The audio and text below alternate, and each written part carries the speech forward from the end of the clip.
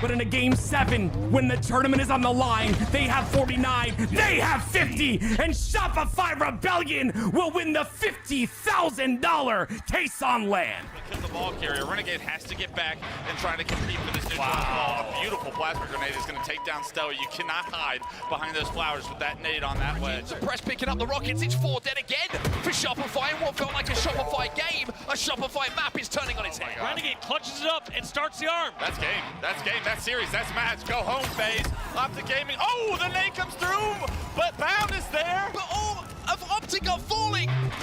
Frosty and Royal 2 combined. It's Renegade who can't get close, and somehow or other. And Shopify totaled up. Here it is. Formal moves in. Formal gets the kill. Formal gets the kill. Let's hear it, Texas. Optic Gaming ready to get it done and get another chip.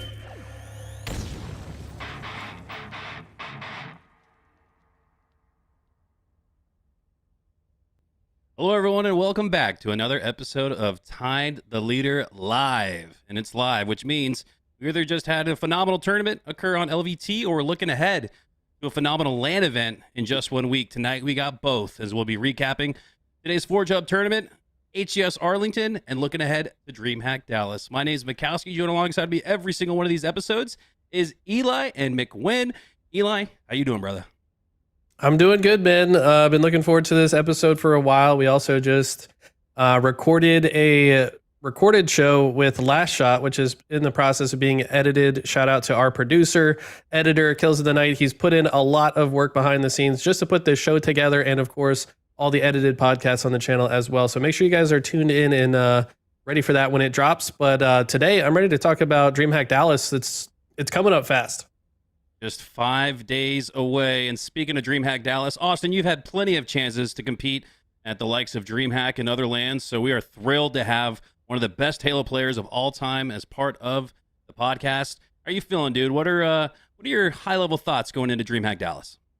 Yeah, no, I'm good. It's good to hear you guys are doing well, too. I'm not going to be able to make it out to the event. Sounds like it's going to be sick. But, yeah, no, I mean, I think, you know, kind of a typical, like, you get your shop optic storyline will shop kind of be able to rebound and, you know, trade blow for blow like we've seen throughout the year. Likely, yes. And you got, like, Envy's back. Omit's a new org. You got a ton of new orgs that are coming into the scene. So, yeah, I mean, it's an exciting time to be a Halo fan for sure.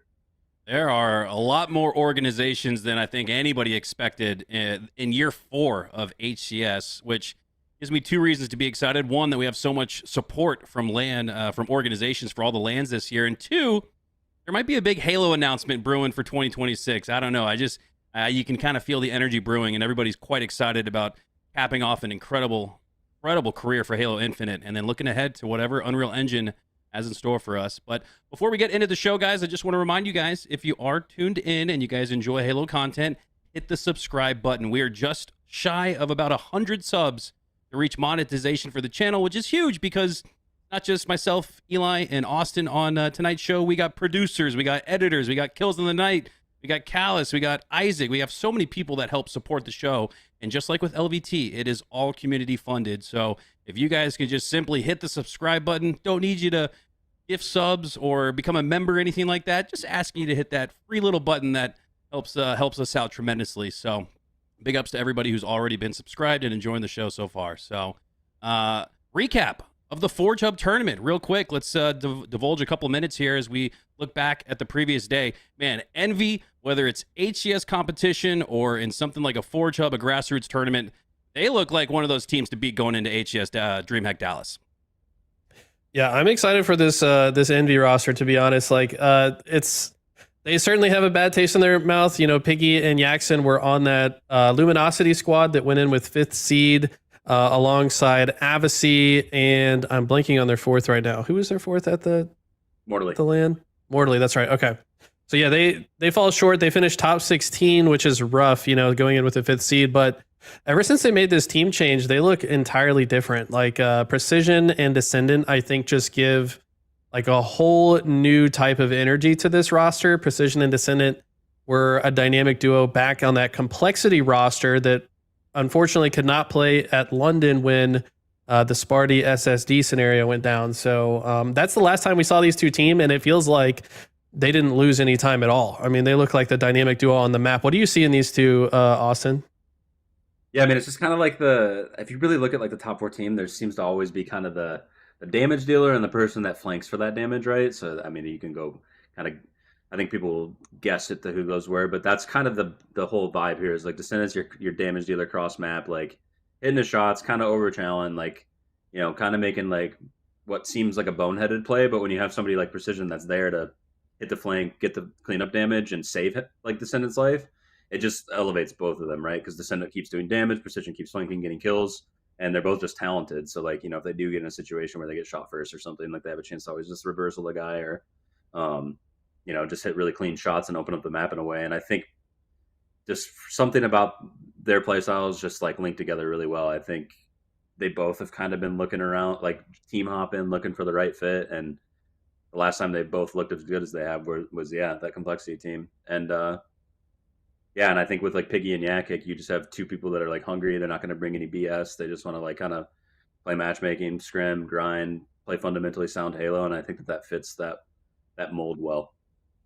Well, we'll be diving much more into Envy a little bit later in the show, and who better to have on the panel than Envy's very own Mikwen? You're back with one of those original OG orgs, one of the most, I think, highly regarded organizations in gaming and esports. What's it been like to get back in the fold with Astro? And I'm sure Dean had something to play a part in that with the Envy merge and you being a part of that previously. Tell us how that all came about. Yeah, I mean, it was like Dean, we had heard that Envy was coming back, and I, you know, was always saying if Envy ever came back, like I would try to come back to the org in some way, like even if it's just unpaid, like helping the team out or whatever, right? Like I didn't really care. It was just like kind of where I wanted to go to retire, right? And yeah, there was an opportunity for Dean and Hasho to start speaking to one another, and then they became friends, and with that comes a business relationship. And you know, since there was a little bit of a connection, like I was kind of the mediator and the connection, you know, they said, hey, you come back to Envy, and I was like, yeah, I'm down. So you know, they will message me on the side and say like, hey, what do you think about this team, like stuff like that. And when this team came across, because I was actually like saying, you know, if you're going to sign a team, LG is probably a good one to sign last event.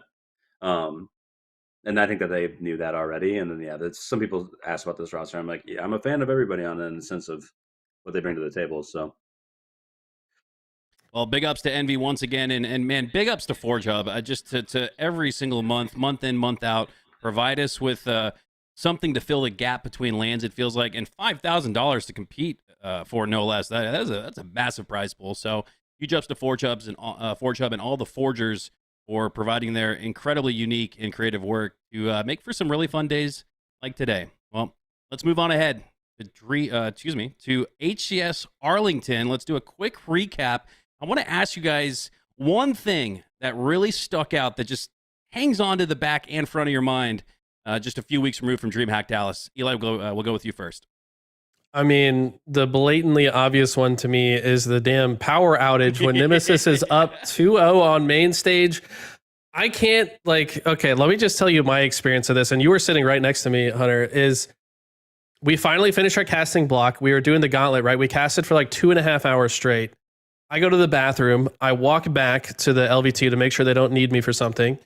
And then I see the main stage. Nemesis just wins 50-37 on, I want to say it was Origin TS. So now they're up 2-0 on main stage. And I'm like, yo, they're up 2-0, guys. Like, holy shit, this is insane.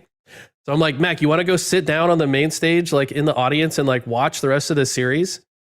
So he's like, yeah, gets distracted, talks to a fan like he usually does. And then we go to the front finally, sit down. And as soon as I have my ass in the chair, the entire power of the whole venue goes out. And then like people in the audience are, let's go Optic, you know, like while it's pitch black, but they're trying to root on Optic. And then I don't know if the power is going to come back. So I'm sitting there like, okay, this is weird. Then I'm like, okay, this is kind of like sketchy, low key. Like, I don't know what's going on. How did the power go out? Did somebody do this? Is there malicious intent? So I'm like, you know what? I'm just going to walk outside. So I walk outside. We end up having a great time, like with the LVT live stream from, was it Aliex's phone we were on or Brandon's phone? I can't even remember. I don't even know. I just remember turning into a Kaisanat We're- and XQC real quick to like go Yeah. IRL stream, which I'd never done before. But man, that was a lot of fun. We had some wings. We had someone from the Halo community that lives in Arlington literally go to a bakery and get a birthday cake for Tony. I mean, like the memes were just inventing themselves that night.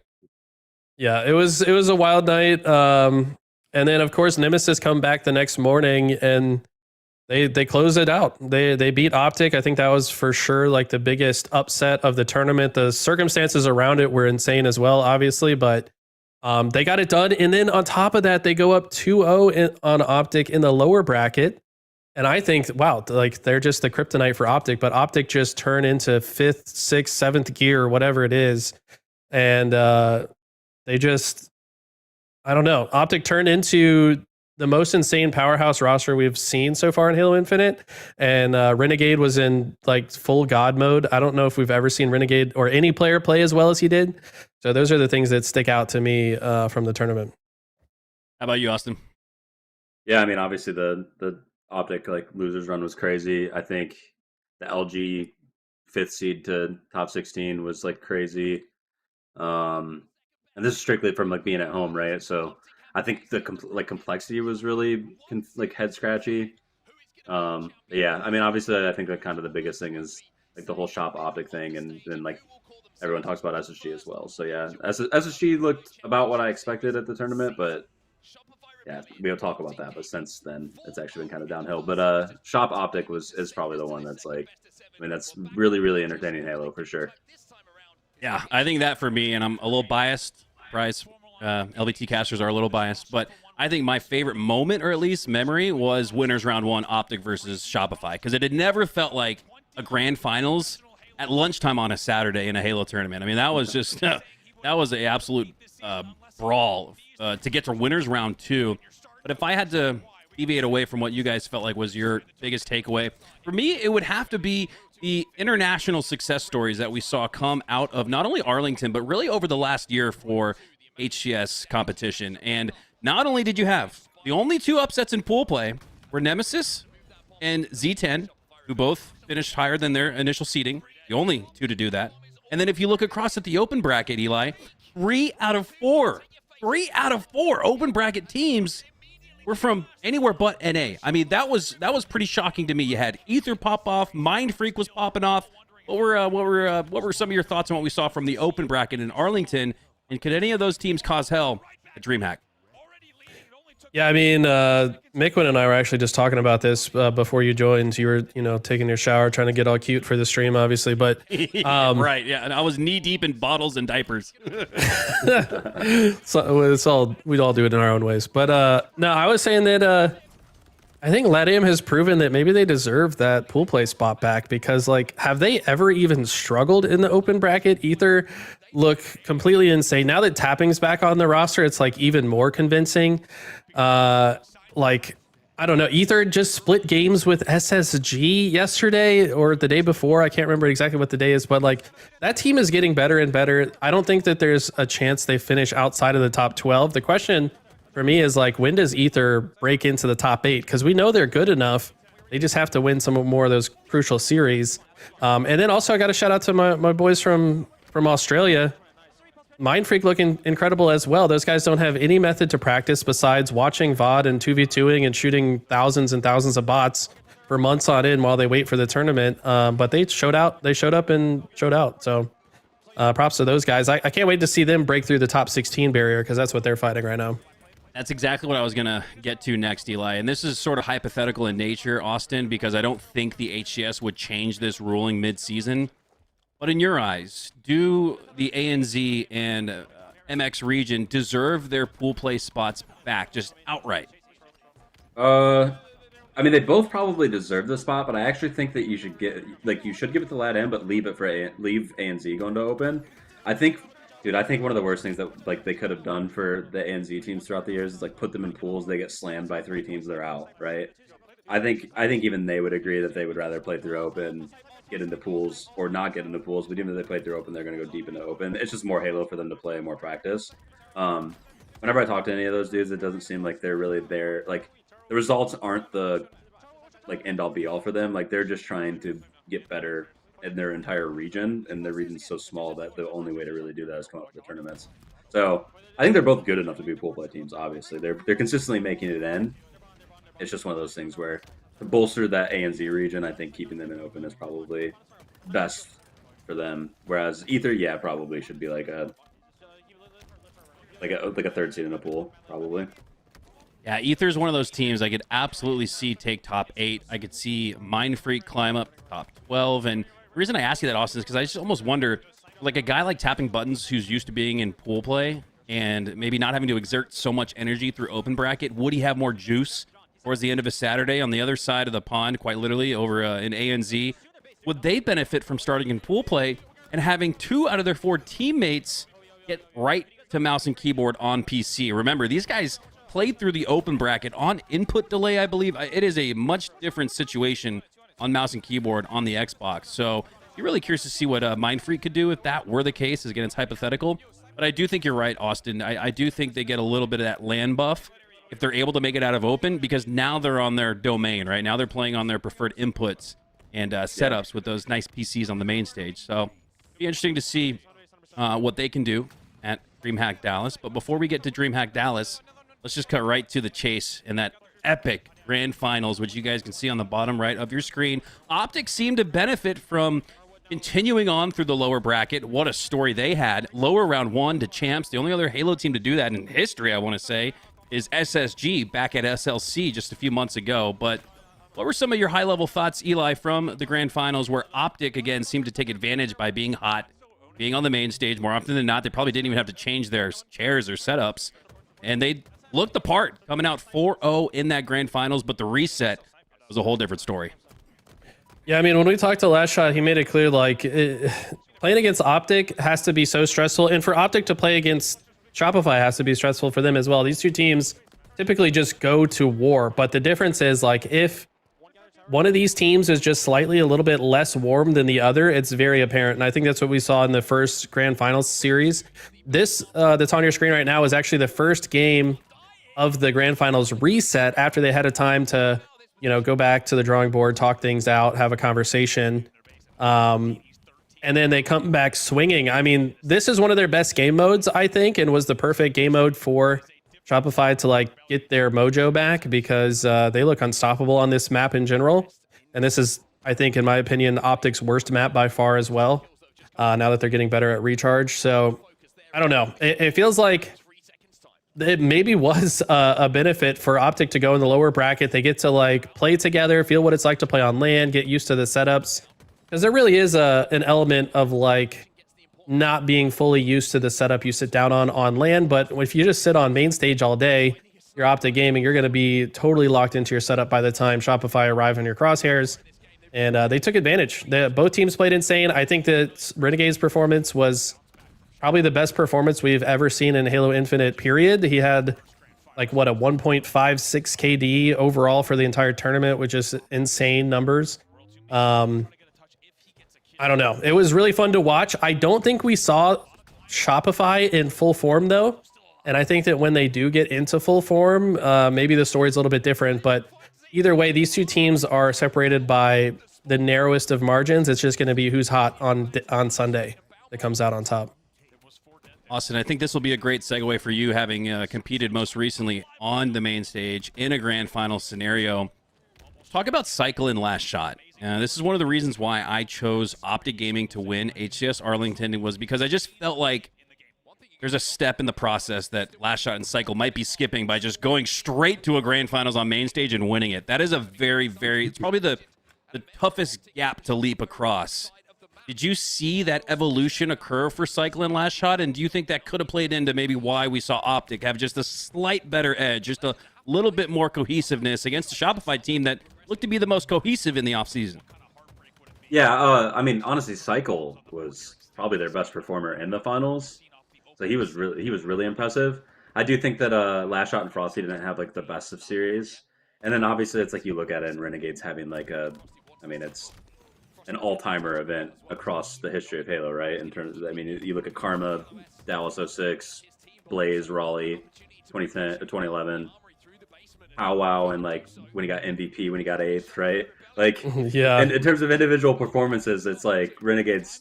That's a top 2er and a top 2 performance in my opinion. Wow. I'll never put anything over Karma 06, but It's hard to beat that. Yeah, winning Yeah, literally it's- every part of the event is insane. yeah, and hard, like kind of hard carrying to the first and beating final boss, and nostalgia, whatever. I don't care. It's that event was seriously impressive. But Renegade was insane, like for sure. It's one of the best events I think he's ever played, and the guy has been one of the best players at every event that he's attended. So that really does speak to like how strong he played.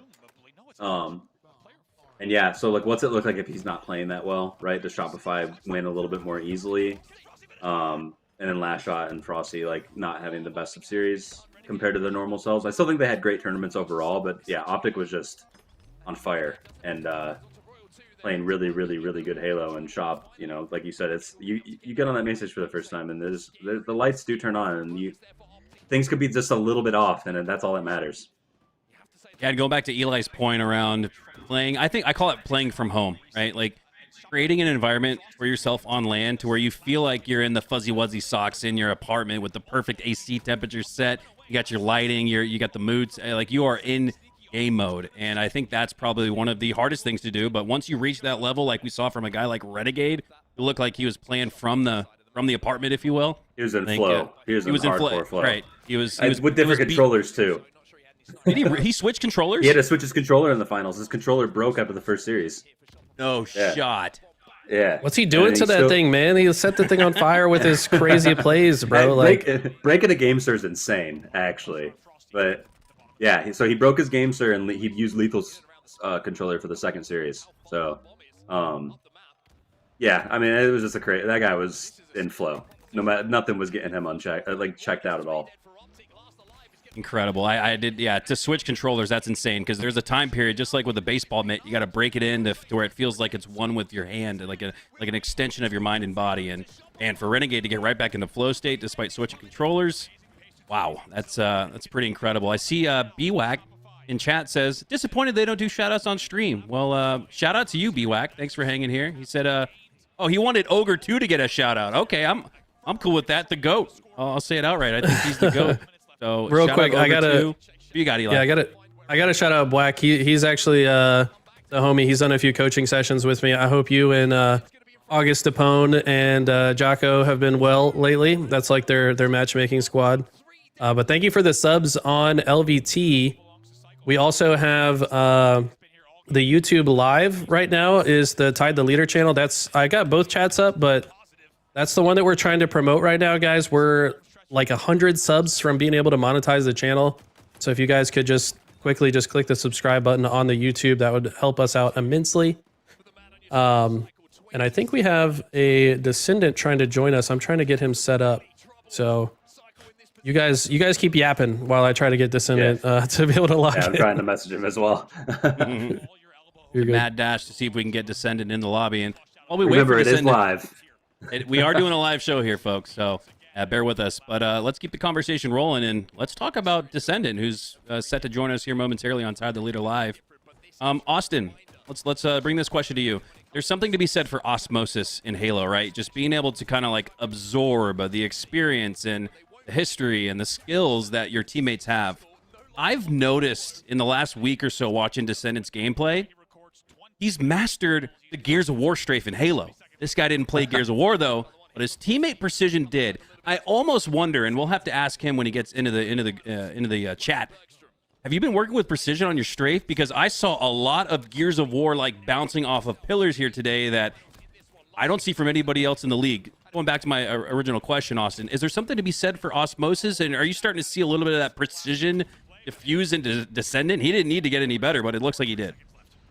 Yeah, I mean, when you have like a duo that you vibe with, well, you usually do kind of start to pick up on their qualities, right? Like when I teamed with Chig for as long as I did, like I started picking up on stuff that he did, and he started picking up on stuff that I did, and then even Olo, right? Like that was probably the one where I picked up on some of the most like cerebral plays and stuff. So yeah, I mean it's absolutely true. Like once you start to vibe together, play together a lot, and there's respect there, and you're placing well, and things feel good. Like you just start to kind of say, hey, I like that play that you just made, and then like you start making that play too. Just not even really thinking about it. That's when you start to see your best results, is when it's just like dude, you just get on and play, and every single time you get on, it's like magic, right? Like you just get a little bit better for whatever reason.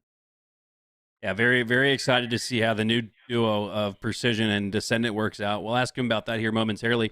I think Descendant may or may not have joined the call. Descendant, do we got you? Hey, there we go. There he is. We can hear you. Oh, sweet. Okay. You got the Red Bull fridge? Bro, what did you steal that from Walshy?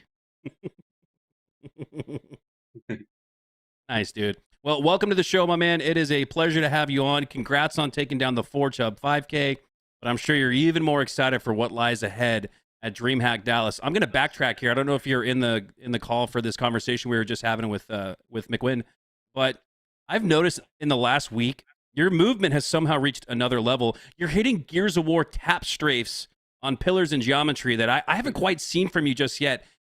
Are you working with Precision after practice, doing some VOD review? What's led to seemingly this evolution in just the past couple weeks?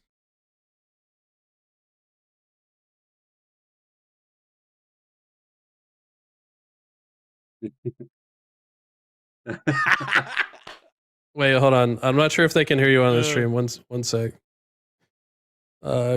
Kills. Let me double check his audio. Chat needs to help us out here. Doing it live. We're doing it live. Discord. Yeah. Yeah, we're live. we're literally live. Yeah. You're on LVT and YouTube right now. Hey, so Descendant, Eli should have messaged you instructions on how to join the vMix call. I think if you're able to join vMix, he's in vMix with us. Oh. Okay, so go to the little cogwheel, the settings wheel. I have my mic muted. See if there. All right, chat, give us a thumbs up and let us know if you can hear one and only Descendant. I think we just got him back online. Still can't hear him. No. Well, just Kills. You can talk as well. Can you see his levels on vMix? Also, like if you click the cog, you click your microphone. There's like a drop down. Make sure that's the same microphone you use to use Discord. Yeah. Oh, now they're saying they can hear him. They can hear you. Cool. All right, there we go. All right, thank you guys so much for bearing with us. We got the one and only Descendant, and we'll just run it back from the top. Congratulations on taking down the 4-Chub 5K today. So you're more excited, though, for Dreamhack Dallas in just 5 days. We were talking just before you joined with Mikwen about some of the movement evolution that we've seen from your game here in the past couple weeks. Have you been working with Precision on that, or is that something you've just taken to the next level all on your lonesome? No, it's all me. It's all me. No, the movement thing. Yeah, my team doesn't like. We just play 2v2s. Like we don't like work like individually on like each other. Like I don't go thinking like, yo Piggy, like you move like a brick. Like I need you to move like here. Like I'm like trying to teach him like nah. Like we just play 2v2s. Okay, well, I like that. There's the secret, and I think that's been long known as a great way to learn more about your teammates and how they like to play, and just run it back into 2v2. Eli, I know I got a question prepared for Descendant, so I'll let you take it away. Yeah, so I was just thinking about how the last time you and Ethan teamed together was on that Complexity roster, which feels like forever ago now, over a year ago, and you guys ended up splitting up just from unfortunate circumstances. Like it just didn't quite make sense for you guys to stick together. Now that you're reunited, like it feels like you're kind of invigorated to play with him. Tell me what it's like playing with Precision, and what does he mean to you as a duo? Yeah, no, I don't think we would have broke up last time if it wasn't for the fact that like money talk, bullshit walk. So like he got a better offer, a lot more money. You kind of need to sustain this as a career. So we never like really wanted to break up. Like me and Ethan have always worked extremely well together. Even like when back on that Complexity roster, we were like discussing together. Even like we had a top 6 placing on LAN, which for that roster seemed pretty well. But even online, like we are online gods. Keep the narrative going. Like, well, we're keeping this shit up. Like we're so online gods. Like right on this team. I think even on Complexity, like we were like consistently placing top 4. Like even on the Open Cups, like we beat FaZe. That 2023 like Worlds roster. like we were just always good together. Yeah, no, it's really obvious watching you guys play. Go ahead, Meg. I was gonna say, just going back to Arlington, you placed 7th, 8th, right, with Infamous. It seemed like a kind of like a last-minute team that you put together that might just stick it out after a pretty good performance on LAN. What ultimately led to your team change, and how did you end up on Envy? I don't want to talk too much about like. I don't want to talk. Austin knows. Like I don't. That roster wasn't really. That was a one and doneer. Yeah, kind of. Like I wanted to try to make it work, but just personalities don't mesh well. I wanted to, try to stick it out. Yeah, but it was at a certain point. I think it was like a month before the event. I kind of knew. I was like, yeah, I'm not. I can't go. I can't do It this. never felt like any of you guys were really like that invested in that squad. I mean, me and Ezzo, like it was like kind of like my duo at the time. Like I was sticking through thin and thin with him, but didn't really pan out. I'm not gonna, throw any you also bad. sorry, bad move out your there, mic but- a little bit closer to your mouth. It's like cutting in and out. Okay. There we go. You good? A little bit better.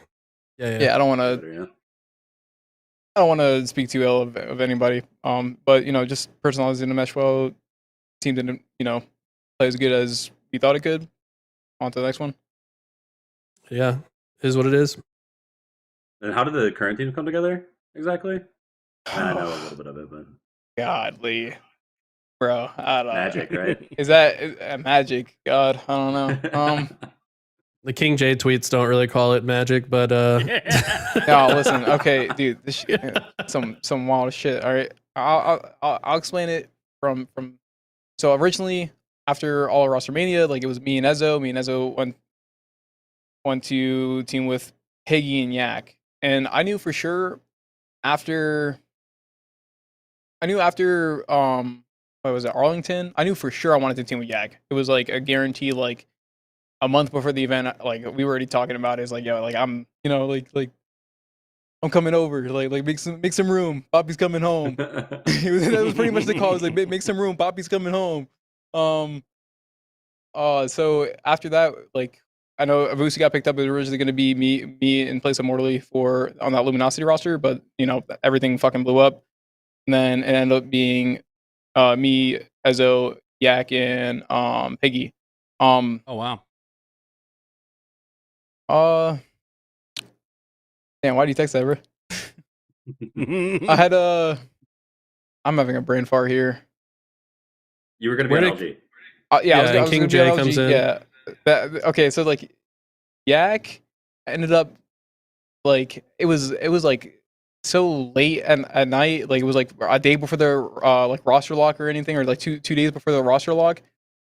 Yak went to go team with Collect, and it was gonna be like Collect and Precision and Ezzo, and that apparently they picked up Huss, and Ethan teamed with us, and then it just became it was just so weird because like when we had Ethan, and then we needed a fourth because Ezzo left, so we picked up King J, and then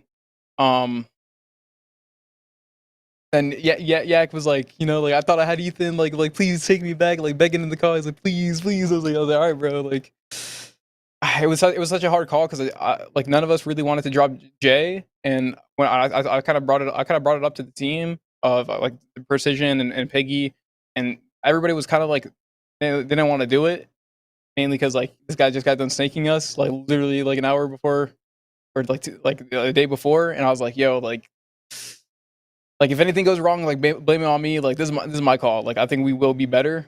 Especially at this current moment. Like Jay's just getting back into the thick of it. Like like when we teamed with him, like he was an extremely good teammate. Like I just thought at this current moment, like he's just getting into the thick of it. It just made more sense point wise and everything. I was like, yo, like this is on me.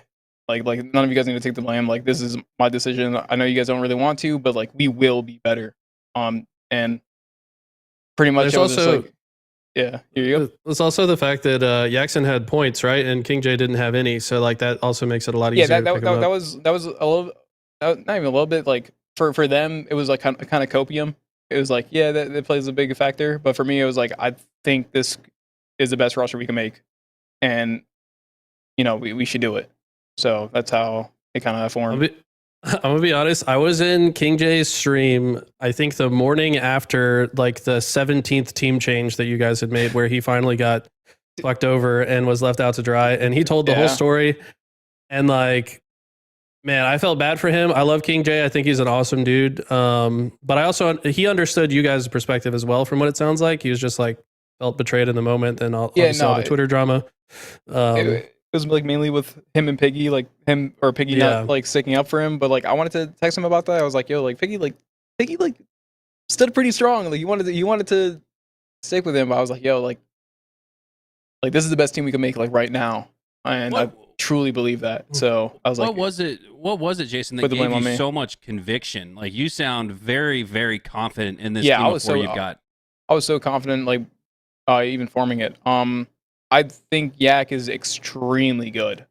People don't see it. Stats, like everybody wants to say stats and stuff. Like they see me and Ethan and they just want to, praise us, but godly, he deserves his flowers. Same thing with Piggy. I know me and Ethan as a duo before. I already know how well and how good we are. Just raw like slaying power. I was like, getting a player like Yag who is extremely smart at the game and can put the pieces together. I already knew like just like Yag and Ethan and me was like immediately like I know that like we could do some real damage. And then adding like kind of rounding it out with Piggy, who's just like just all around just really good. Like his shot's really good. He's really efficient. Like he's playing for the win. Like he's one of those players that like you look at the stats and like again like the stats don't really tell the full story. He's really damage orientated and his damage efficiency is really good. Like he averages a really good damage efficiency for the team, and it leads up to a lot of assists and a lot of openings for the team. So especially a lot of openings for me and Ethan. So like I just kind of thought about the team composition in my head, and I was thinking about like what could go wrong. Like outside of like I didn't like I know personalities wasn't going to be an issue whatsoever. And I know like there was I already knew like how Ethan is. Piggy, like he has such a good head on his shoulder. Like you could harp on him, you could harp on Ethan, like you could harp on all these players, and there's no ego. There's no like well, what do you mean? Like there's no like back talk to it. Like everyone's willing to take feedback. Yeah, basically. there's the willingness of feedback and the willingness of new ideas and ideologies on how us as a unit should play the game. And as individually talented as our team is, we're so hard on us being good as a team. Like we're so focused on like our ideology and how we want to play the game, how good we are as a team. Like us being really good is just a cherry, like the icing on the cake. But like we are solely focused on us as a unit. How do we play as a team? And I think just like straight off the gate, like it's kind of showed. I wanna ask what Thug Nasty has had to do with all that as well. I work with Nick. He sits literally right next to me Monday through Friday, 5 days a week. So he's been super happy ever since this new roster came together. But I'm curious from your perspective, like what does Nick bring to you guys? Yeah, Nick's a really good coach, really good fifth man, like bird's eye view. Like he keeps us like obviously like every team you're gonna tell a little bit. And he's like, all right guys, like clapping his hands. He's like, let's go, like lock the fuck in. Like he's just like getting us in it. Outside of that and like just making sure that we're mentally prepared and stuff. Like he's a really good coach. He's really good at doing his job and just a really good fifth man to have. Love that. Yeah, I think you've got a great coach there with Nick, and I really like your team composition, right? Like people look at Halo compositions and think Slayer, support, blue guy, IGL, but I think in the case of Envy, Austin, and I'll let you form a question for Descendant around this, but I see two map openers in Yaxon and Piggy, and I see two map closers in Precision and Descendant. You feel like that's led to what we've seen from Envy so far? I mean, Envy's going into this tournament as one of those dark horse top 4 favorites to break through and kind of break up that party between SSG, FaZe, Optic, and Rebellion. I would actually flip that. So I think Oh wow. the people that are kind of like creating space and opening up the map are actually like it's the right chemical makeup, so it's not two specific players, right? So you have like Jason that's doing damage cross map. His damage is being acted on by Ethan. Then Ethan is creating space off that damage, and then Yak is good at creating space on his own, and then Piggy's like good at being like a guaranteer. Like he's in this spot, he's making the play to hold it down. Like he's not throwing anything away. So like if the play that Jason and Ethan try to make doesn't work out, maybe Yaks will work out for some space that side. Piggy will play to that side, right?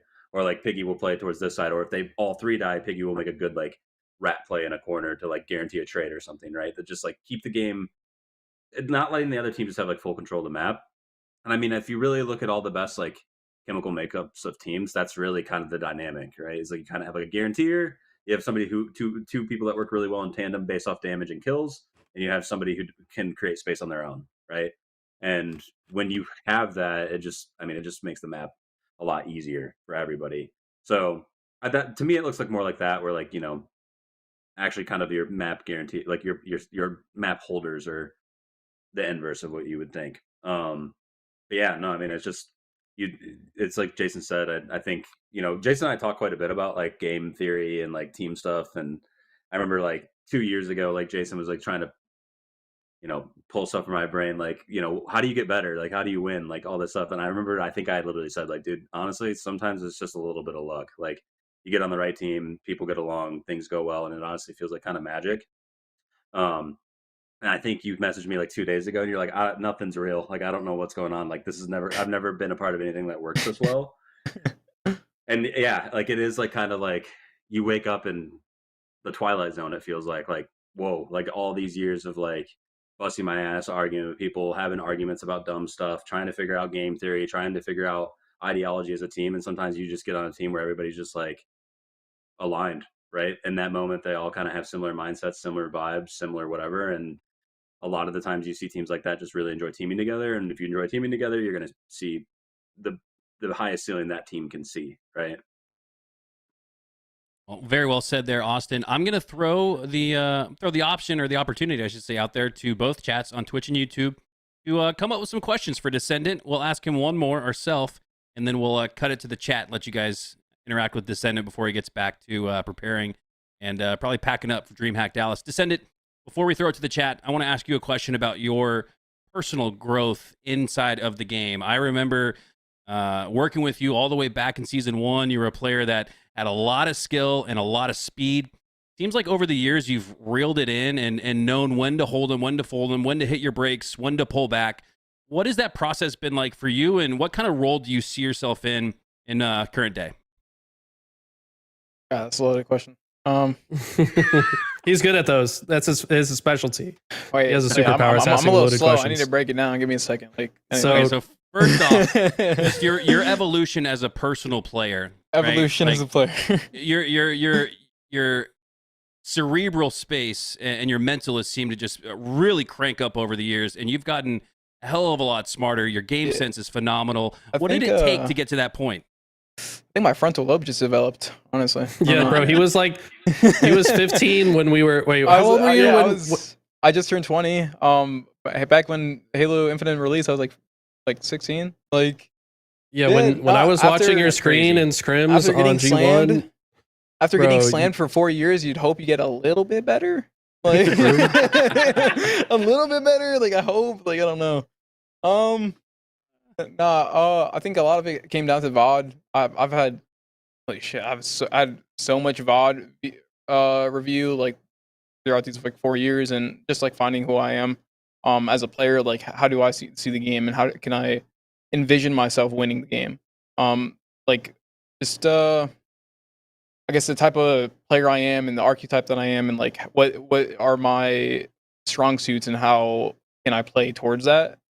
And then obviously like really focusing on winning while not trying to overthink it. It's kind of like came down to, I guess, the biggest things. But a lot of film. Shout out to Ryan. That guy's whipped me in the shape. He's been like having that mentor. You know, I've always given him his credit. I've had a lot of players who harped on me throughout, you know, growing as a competitor, and it's every time without fail has made me a better player. I think just me being humble throughout all of it, just like being willing to take the punches, even though it doesn't feel good.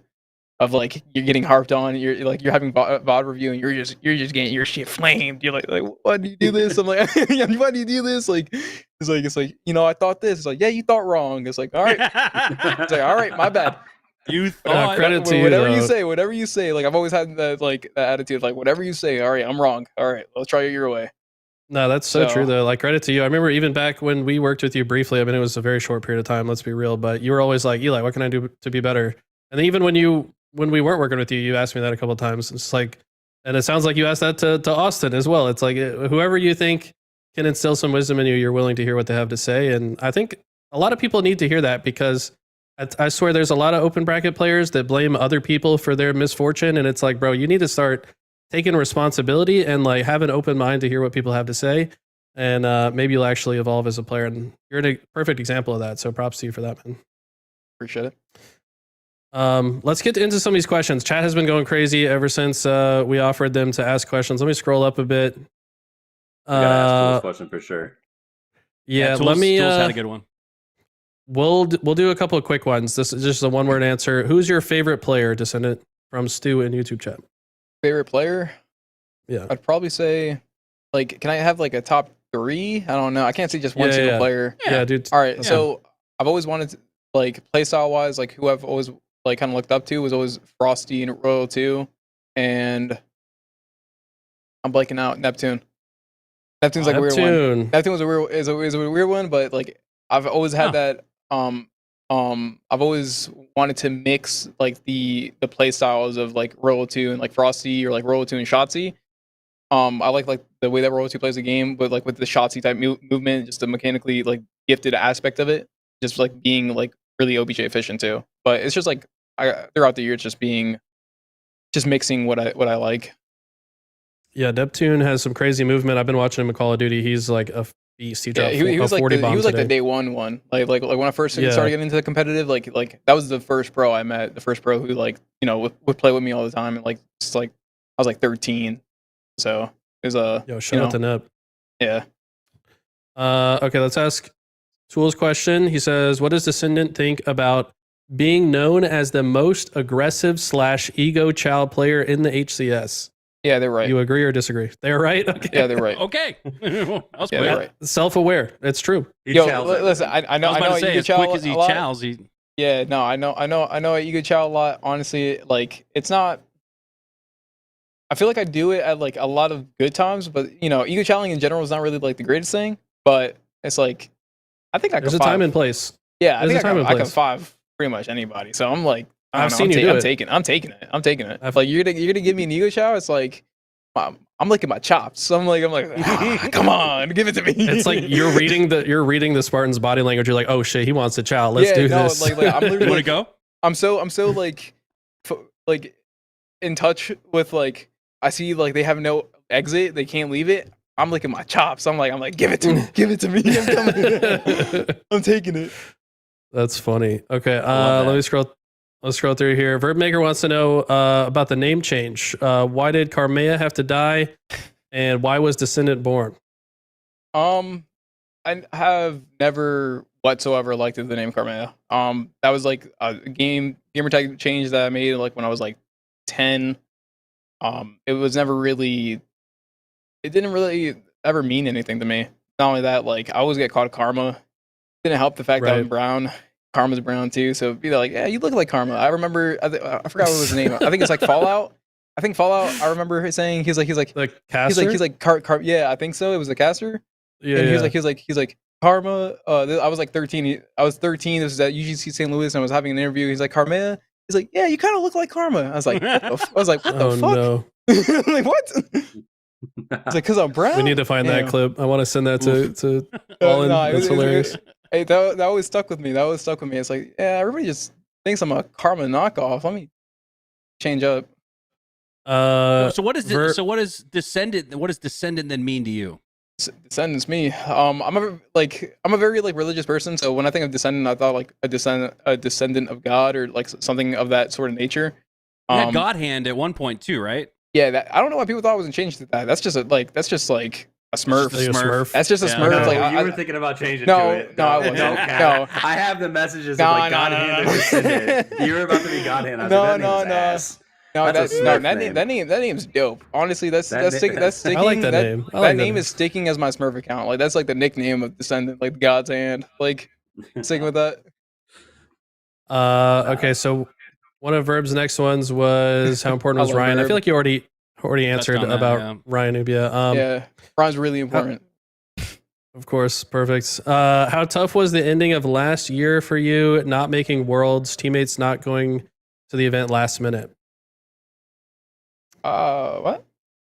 I don't know what he's talking about. I went to Worlds. I think Verb, he hello? got trolled because I think he was Verb's at Worlds drunk. Well, last no, year. I think it's because you were like a part of that team that like didn't end up going, like Nick and Kay, and then you ended up going though.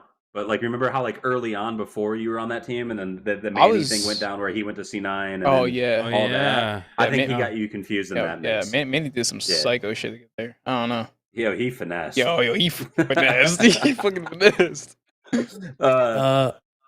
Burton's question is good, I think too.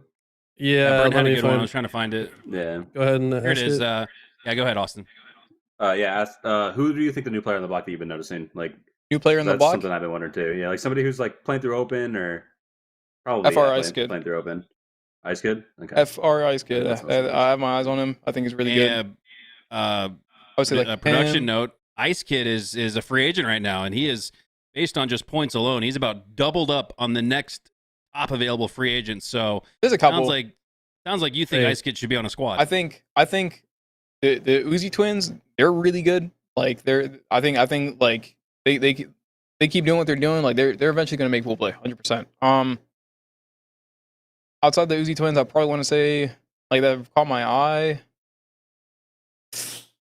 Yeah, I think it's only the Uzi twins and Ice Kid. Like for amateurs, maybe like Kruvu, but aside that, yeah, I like the Uzi twins for sure. yeah, the Playing Uzi twins are matchmaking, definitely. Yeah, what do you think I about? was- Or I was just gonna say, what do you think about Suspector joining that squad? Suspector joining that squad, big upgrade. That team's Nasty. actually like, yeah, that team's actually like it's like, all right, let me sit up a little bit. It's no longer like feet kicked back, like I have music playing in the yeah, sure, background. Like I'm just probably. like, you know what I mean, like online tournament, like for day one type of gameplay. It's like whatever. Yeah, Elon and I were Yeah. talking about it, and I said I actually really kind of like that play out of Aiden because he wasn't really planning on playing. He's doing the Yeah. AB streaming stuff, and those guys definitely need some guidance now. Like they tried Yes. to tough it out with like just staying on the same team, like grinding Yeah, it no- out, and it definitely hit a stalemate. Like having somebody who's walk the walk, like will help them a lot. And Aiden is like a reliable slayer. Like for all the placings and everything, like the guy is a reliable slayer, which he's going to help any team at that level for sure. So it's cool of him to like kind of step into. I mean, he's the old man now, which is crazy, right? Like in that situation, and yeah, that was cool. How old is he? He's like 26, no? 26, 25? I'm just saying in that Aiden- situation, right? Aiden, I think he might even be like 27. I don't know. I could be wrong. I think he was Damn. 16 when I teamed with him in Halo 4, and that was 2013. So It's been 12 years since then. So 28. yeah, so he's 27, 28. Yeah. Yeah. Okay. Quick maths. Suspector is 27. No, 27? Yeah. Damn, I thought he was like 25. He looks good for his age. That's for sure. He's Oh yeah, he Gotta- looks young. He still looks like he's like just turned 20. W skincare routine. I think. Yeah. Let's And then see. yeah, Ice Kid is on board Super CC. Yeah. And Yeah, that's a good team for him. Oh, I think they can make some noise. What team is that in the Looney's there fourth Oh, as well. Looney. Eclipse? Yeah. Oh, Yeah. Looney. So He's also a beast, yeah. Looney's so another. Ice Up Kid's and replacing coming. Haynes on that team. Yeah. Okay, so Envor. Looney replaced somebody too. Yeah, I was about to, man, Looney. I mean, we're Looney. breaking into like a Pretty little good. open bracket talk, but man, he's another up Looney next. is up next, dude. Eli, we got a chance to cast him at was it the Halo World Championship or the tournament before where he hit that There's the overkill tournament on before. where he hit that Yeah. overkill on Forbidden, and you're just kind of That's crazy. going like, okay, this is why people think he's hacking because he couldn't. And it's perfect on LVT because we have the theater mode. You can see the Spartan sliding through the cover on top mid towards OS, and he was like already aiming for this sliding Spartan that he must have had game sense or comms around. I mean, if there's one player to watch in the open bracket, it's Looney. So, man, now that you put Ice Kid with Envor and the likes of Super CC, who has all the just raw talent and skill, he's great at free-for-all, and he translates that to 4v4. So watch out for Eclipse. With the 15th seed in NA, they could come up on that come DreamHack. Okay, let's try to find some more questions here. Even Frosty says Looney's a fucking beast. So case closed. Yeah, I mean, if Frosty pops in and says He's a good talent scout too. yeah, I think Frosty knows how to pick him after picking up Cycle and Last Shot. So that's church on that. Looney's a fucking beast and should be watched out for at DreamHack Dallas. Okay, let's see. Can you ask him who does he think are some of the best shots in the game? So I guess the straightest shooters shots in the game. Legend, Royal 2. I want to say Formal on 90. If you know, you know. That's frames, guys. That's if you know, frames. you know. Yeah, That's FOV frames. What about, I want to say low key Frosty. I definitely put Frosty up there. And definitely Last Shot. Yeah, I think Last Shot has been They're top 2. Last Shot's been topping the like hit percentage numbers on Halo Data Hive for quite some time, like well before he even got on Shopify. He's like averaging 70+%, and he's shooting, he's pre-firing, so it's not like he's holding on to it. I wouldn't really like look at the, I don't know. I feel like accuracy is such a like a weird stat line. Like It is weird. I don't think Legend like has like a high accuracy like usually, and I would probably consider him having like quite literally the best shot in the game when it comes to like just pure DMR skill. Is it either him or Roll 2? But even like they don't average that high of an accuracy. Like I think it also depends like what weapons you pick up, right? Like if you pick up the BR and the Commando a lot, like I think it's like grenades too. If you throw a grenade and it doesn't hit anybody, like doesn't it put down your accuracy? I think so. Even and if you repulse somebody, if it doesn't hit anybody. yeah. Anything. Repulse counted as like 24 shots or some weird shit. Yeah. Something like that. 27 or something. So that messes with your accuracy. Yeah, accuracy's a weird one, especially because like I never looked at it like ever. Yeah, you're right. There is people that you'll play against and they'll shoot like 45. You're like, it's like literally it's like that guy's not missing. How's he like, did he pick 45? up sniper and miss 8 bullets? But like even then, that doesn't matter that much, right? Yeah. Like, Yeah, you're not getting docked too much for that. You're right about Legend though. Like Legend's 1v1s. Like in 1v1 fights, dude. Like that's where he shines. He's just so good at like outside of just like straight up trying to like 5u. Like he's so good at like using his movement to like jump on a box or something. Just make it mixy. Like while 5ing you, he'll like try to make it mixy. Like it's just like it's just a really good way to have it. I also see Legend get more trades in spots that like he has no business trading out. Like he'll be like 3 shots down in the fight and then somehow turn it into a trade like at such a high frequency. I think he's probably the best in the world at that too. Yeah. Yeah, it's that dude. He just jumps at people. It's so funny. Like when he's down in shots, most people don't jump, and he just jumps straight at people. And it usually leads to a trade, like some type of melee trade. He also finds ways to. He also finds ways to seemingly G slide off of nothing, right? Like he'll find a pebble in the wall and somehow come out with a G slide, which closes the gap a little faster than I think his opponent expects. Jumping. Yeah. What was that? Step jumping. Yeah, no, I think that's definitely one of the reasons why he's so nasty at closing the gap and earning trades in situations where he otherwise should have just gotten killed outright. But, well, Descendant, we want to thank you so much for joining us on Tide the Leader Live. Shout out to all the pros in the scene that have joined us here on the show before. We've got a whole backlog of recorded episodes with the likes of Frosty. We got Last Shot coming out. Formal's been on the show before, so we greatly appreciate all the professionals that participate in helping share their stories and building a deeper narrative around Halo competition. So if you ever want to hop on a recorded version of Tide the Leader or live here with us in a setting like this, shoot us a DM and we'll have you on. But Descendant, before we let you go, any final thoughts or words or just shout outs, anybody you want to thank? Shout out to my team, playing pretty good. Keep it up.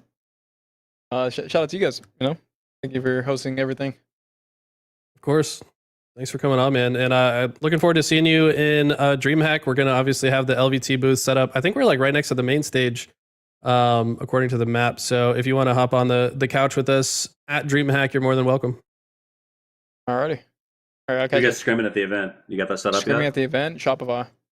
Ooh, a good one. Wow. That's quite the warm-up. Yeah. It's a good one. No Nim though. No who? No Nemesis. Nemesis. No Nemesis? No, I don't think. I don't like. I'm down to double scrim. I'm down to scrim them too. But honestly, I And would a triple rather. scrim on Thursday. Screw it. Play the whole tournament on Thursday. Why not? I'm not. you know? I'm not Who doped needs up like to those guys. I can't do Save that. energy for the marathon that is a HCS event. Well, Descendant, best of luck to you, my man. Like I said, just I know I speak for Eli and Mikwen when I say that we've had a lot of fun watching you develop and grow throughout the 4 years of Halo competition, and wish you nothing but the best in your future and here in just a couple days at Dreamhack Dallas. So long Appreciate and take it. care, and we'll see you in a couple days. Travel safe, homie. All right, catch 'em. See you, Jason. Yep, later. All right, there All right. he goes. Descendant makes his way towards the suitcase to pack the jersey, the Envy jersey. You guys get jerseys out to these guys, Mikwen? I'm sure, Org like Envy, they'll have jerseys for him. So Yeah, I'm excited to see Descendant donning the blue and silver of Envy. That's an exciting org to have back. Will we see Frosty shoot another Envy decal on the main stage this week? I know that's one of the storylines I'm looking forward to. But before we get into HCS Dreamhack Dallas, we're going to take a quick break, let you guys settle in. We're going to run some ads. That way you guys don't get interrupted with them while we're talking about Dreamhack Dallas coming up in a couple weeks. So stretch your legs, grab a snack, grab some hydration, and we'll be right back with more Tide the Leader Live. I think I don't think we have ads, but yeah, we'll be right back, guys. Hello, everyone, and welcome back to Tide the Leader Live. I was informed before we joined back up to talk about Dreamhack Dallas to remind you guys that we are just 103 subs away from reaching 1,893. We are so close, and I know with just 10% of the viewers right now going over to the YouTube, youtube.com/Tide the Leader, we would reach 1,000 subs. So please help myself, Mikwen, Eli, Louie, Isaac, Callis, Kills, everybody behind the scenes that puts in all that hard work and effort to make this what it is. So without further ado, let's get right into Dreamhack Dallas. The eyes of Texas are upon us, and an exciting LAN tournament just days away. And I think it's fitting, guys, that as we get into the conversation around Dreamhack Dallas, we got to talk about the open bracket first, because these guys have demanded our attention over the last year or so in HCS competition. And after what we saw in Arlington, there could absolutely be some upsets roaming in the passion pit. Austin, I'm going to throw it to you first. What are some high-level thoughts you have about the open bracket and what we should expect? I think we should probably see kind of similar, based off looking at what the seeds and everything were. We should see both of those LATAM teams come out through one through winners, one through losers, and then probably see Mindfree come through winners again. And then, yeah, I don't know who the fourth team will be, but I think we'll actually see those three teams again: the two LATAM and the one, the ANZ team. Can we talk about all the things that are happening at DreamHack? By the way, we've got it pulled up in the picture-in-picture here. It's going to be crazy, man. Anybody in chat that's going to DreamHack, let us know in chat. Make sure you guys stop by LVT. But look at all these other things you can do. There's a Counter-Strike major tournament. It's one of the biggest Counter-Strike tournaments of the year. We've got one of the Call of Duty majors that's happening on the other side of the venue. They've got like quests set up where you can like go vendor to vendor, like eating delicious food from all the vendors. There's a cosplay competition. Over 125 different exhibitors. Yes, I remember just walking around and getting lost at the last one. Was that 2023 Dallas DreamHack? And it's a blast. I mean, tell me about some of your experiences there, Austin. Well, I was sicker than a dog that tournament, and then we got top 8. So I was like, I played my matches and went back to my hotel room and rubbed Vicks Vapor Rub on my bottom of my feet to try and be able to breathe. So I didn't have the best time, unfortunately. But DreamHack Atlanta is one that I've been to quite a bit, and it's pretty similar, and it's pretty fun. It's pretty cool. We did try to go to the CS major in 23, but we weren't allowed to go in there. But yeah, dude, Call of Duty and Halo under the same roof is going to be really cool. I think there's a bunch of other games too. I want to know how much of an MLG vibe it has, because Adam Apicella is like leading the fight on it. I wonder if it has like that old school MLG vibe. I doubt it, just because like that shit's magic. But I wonder if it does. I'm thinking the same thing as you, man. Not only do you have Call of Duty and Halo under the same roof since 2010, 2011. It has to have been at least a decade since we've seen two 2012, Halo. I think. 2012. Okay, so Columbus over about 13 years. Dallas 2012, actually. Oh, Halo 4. So wow. something about Dallas. An appropriate return to Dallas, yeah, for Call of Duty and Halo. And if you guys ever remember the classic MLG tournaments of yesteryear, it's such a cool little like community pride competition to see who can get the loudest, right? Like Formal pops off on the main stage for Halo, and then Dashy pops off over in Call of Duty, and you've got just both crowds trying to out-chant, outroar the other. So I'm expecting an electric atmosphere in the venue, and then to have the same guy behind the scenes, Adam Apicella, who is the godfather of all of these MLG events that we remember so fondly.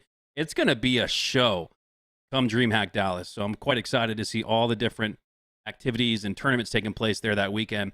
Guys, let's lock in before we get to pool play, and let's talk about one team that we each are going to put out to the Halo community that you should have your eyes on going into Dreamhack Dallas in the Passion Pit. And for me, I'm going to go a few seeds off of the 1 seed. They're the 3 seed in open, so it's not like an upset or anything, but Ascending Baseline. We talked about him earlier in the show, but Suspector is an absolute ringer to be added to this roster. You've got the Uzi Zuzi twins. You've got that Ogre 1, Ogre 2 twin hive mind magic working, and you've got an absolute gunny in the likes of Hadev.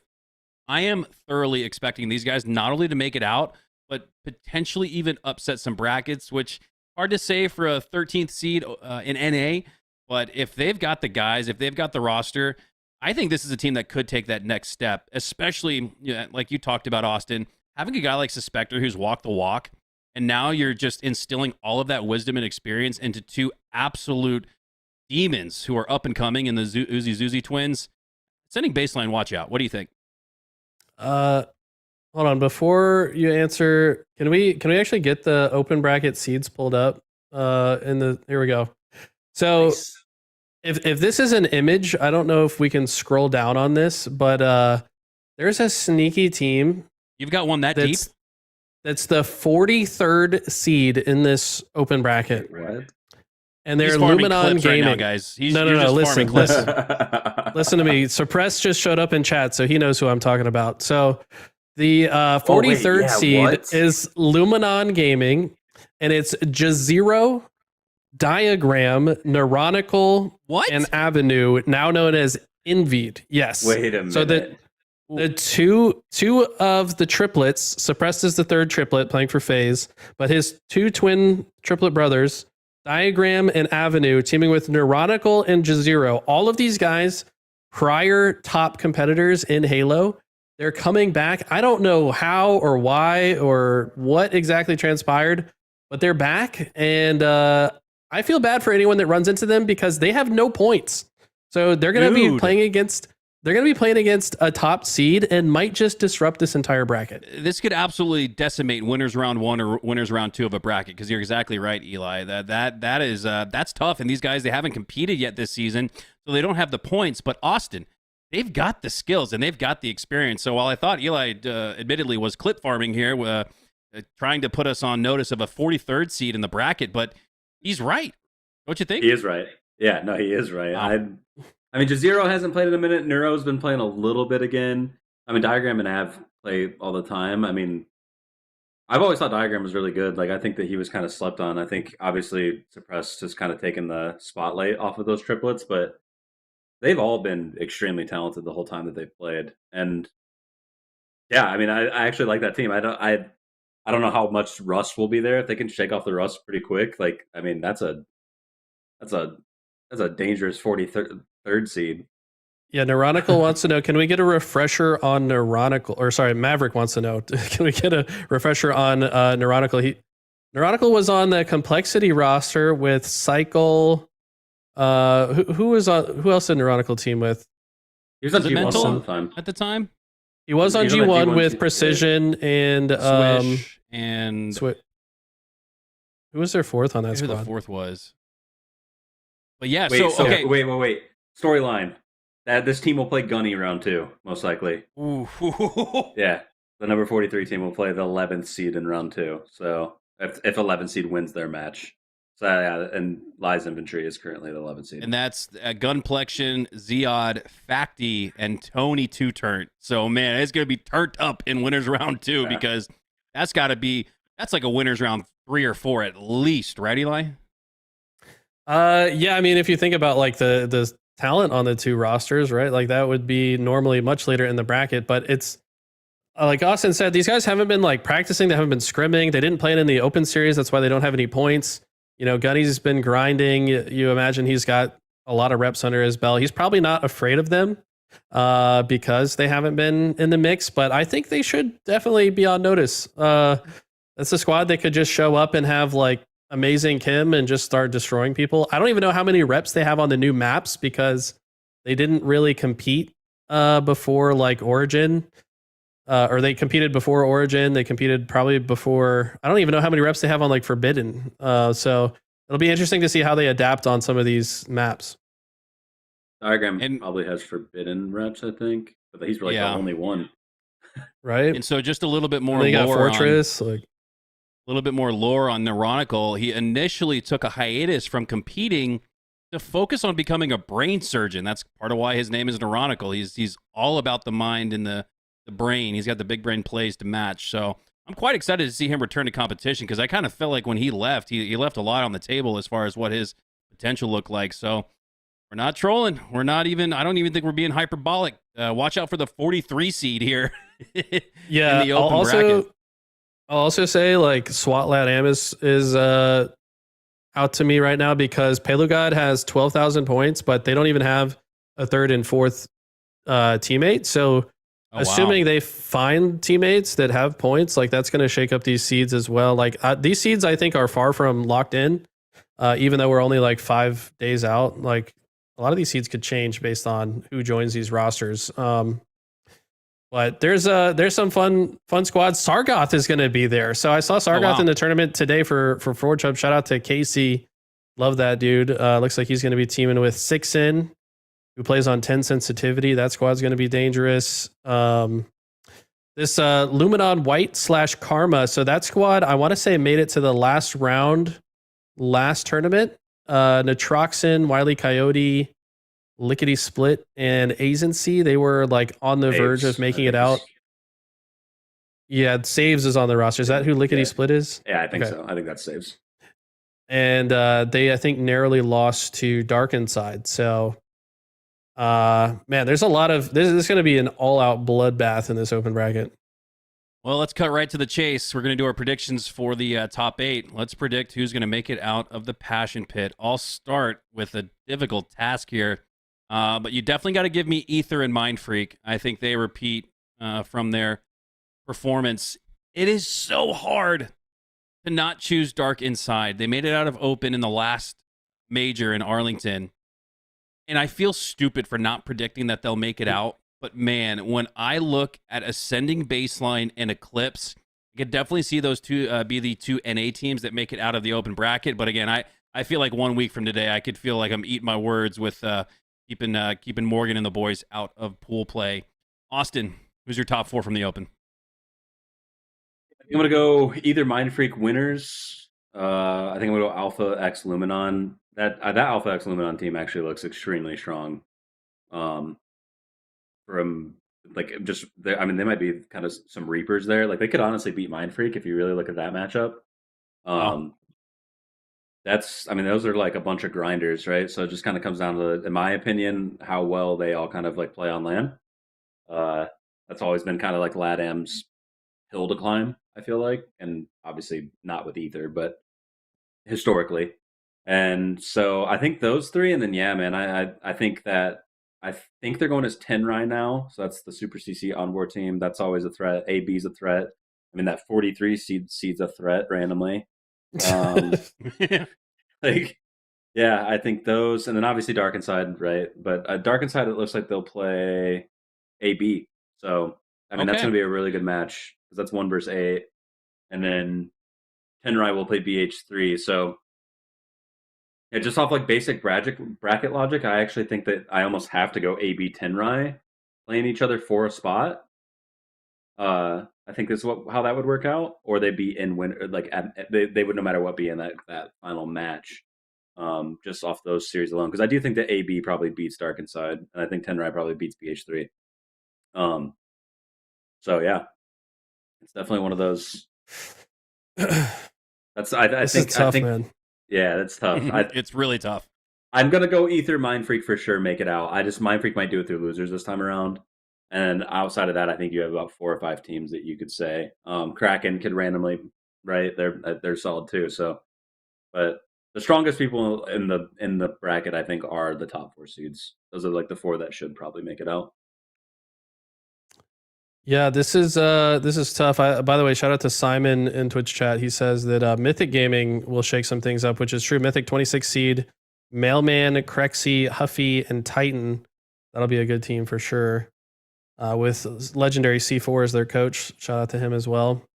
I'm gonna go though with Dark Inside. By the way, I just noticed a typo. It says Dark Insight, which is kind of funny. Is it the rebrand? Dark No, never mind. That was the second rebrand. Imagine. Shout out to Dayquil. Dark Insight. Ether, Mind Freak, Dark Inside, and I'm like torn between Tenrai and Ascending Baseline. I love both of those So rosters. I want to see both of those rosters succeed, but they got to show it to me, man. I talk to the Zuzi twins every single tournament, and I'm like, when are you guys going to do it? When are you guys going to do it? They're like, I know, man, it's time. Like, and it feels like now with Aiden behind them, like this could be the actual time now. So I'm gonna go with Ascending Baseline. I like that squad a lot. Yeah, I really like the idea of Uzi and Zuzi taking the next step. I know, Eli, you and I had a conversation with them after they had just lost, and it's always hard, right? In that is an emotional moment. Just moments after taking the L, it's tough, and doubts start to creep in. You think to yourself, this was my only chance. This might be it. I kind of got that sense from those guys, but I know that a few days after the event, especially with the two having that support system of the twin kinship together, that they were going to say, hey, we're not done yet. We're not dead yet. We haven't accomplished our goal just yet.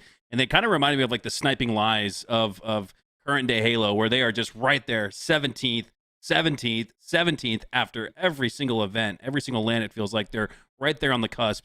And to your point, Austin, I think picking up a guy like Suspector, I could see Suspector still getting top 8. Even in this current landscape of Halo.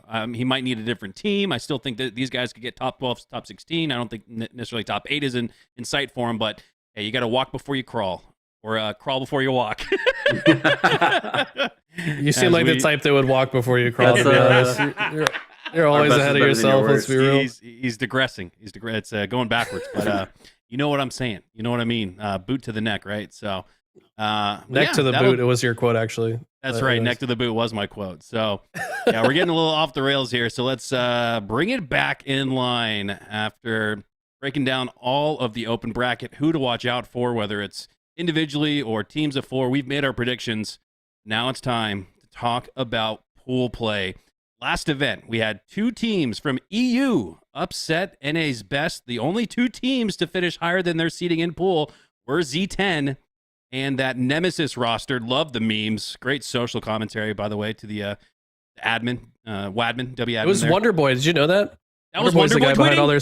No. He was all their socials. That's what I heard. No. I don't know. There's no way the dude's That's like what I got the heard. clipboard in one hand and the iPhone in the other, and he's just killing it all weekend. That's wow. He's the MVP. Take it away from Renegade, because if Wonder Boy is working at both angles like that, he's my MVP. But let's take a look here and just go straight down the line. Starting in Pool A, you've got Optic Gaming returning after breaking the curse. 6 events in a row of second place finishes. No longer. They're once again the top dogs in Halo. Going up as their second best competition is TSM, which is a newly revamped TSM. Cherished out, Manny in. That's the friendship squad from season 1, where Native Gaming had that Cinderella run all the way to top 3 at the Halo World Championship. Speaking of Cinderella runs, Gen G almost had a run like that at Arlington. They were outside the top 8 looking in, but boy, did they force their way in with an 8th place finish. I was very impressed with what I saw from Gen G, and then obviously we'll have our open bracket, lower bracket 2 falling into the 16 seed. But Austin, I'm just going to swing it to you, my man. What should we expect here from Pool A? Keep in mind, before I throw it to you, that Optic Gaming have historically greatly struggled in pools. Now, it doesn't necessarily have an effect on their final result, but do we see Optic slip up against the likes of a TSM or Gen G? No, I don't think so. I think a lot of times their slip up is against like a Nemesis or like Quadrant, right? EU. Yeah, Pool A is probably like literally the order that it's in is probably what the placings will end up being. I don't see Gen G upsetting TSM. I think TSM's definitely had a tougher year, but I think bringing back Manny, like, there's been, if you go look at scrims and stuff, it's just scrims, but there's definitely improvement there, and I think that they're just, I think they're stronger than Gen G in probably most series. Gen G could be a random Ryan New series where he's actually shooting straight, and then suddenly they 3-0 him, right? You never know with Ryan, but safe bet, just probably the order that the pool's in. Yeah, I'm gonna have to agree. I think that that's pretty accurate. I think Optic are not going to have any issues in this pool. I think that they have historically dominated TSM. I think that TSM's play style kind of counters Gen G's. I think they actually kind of counter each other in a weird way. Like Gen G sets a lot of traps. They do a lot of like 4-man hits, where TSM is like, let's push every lane and win every lane type play style. So it's I don't know. I think that's going to be a good match to watch, TSM versus Gen G. I could honestly see it going either way, but I do agree that they look a lot better with Manny. I think that his play style just molds into what they want to do. They've got the brotherhood kind of mentality, and they look a lot better right now in scrims. Yeah, I agree. Manny might not be regarded as one of the best players, like the top of the top players in the Halo scene, but God damn, is he icy. I mean, this dude is routinely putting up montage highlights to secure strongholds or to clutch up a Slayer. So I think he's only going to be further emboldened by the fact that he's now surrounded by guys that he calls not only friends, but this is really like the brother squad, where you've got all four seemingly feeling like a family. As we make our way They're now the to Fung Four, right? Like they've been playing it together since Halo 5 days. Fung Four.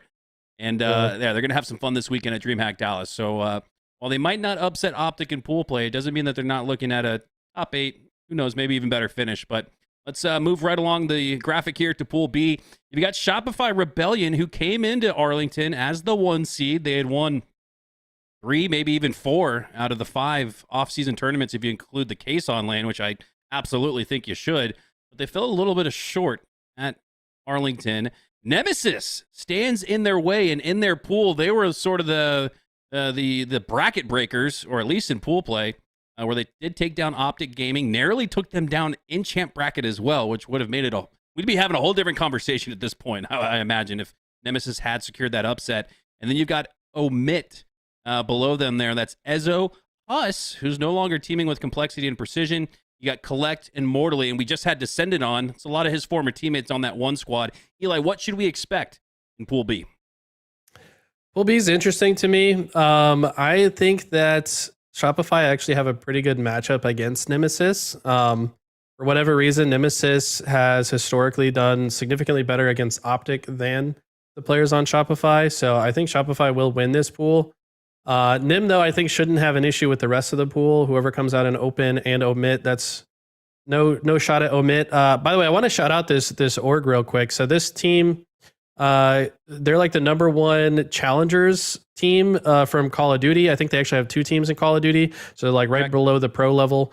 And almost every like new rising star that you see break through in Call of Duty comes from an omit roster. So omit, literally the name of it means like to leave somebody out.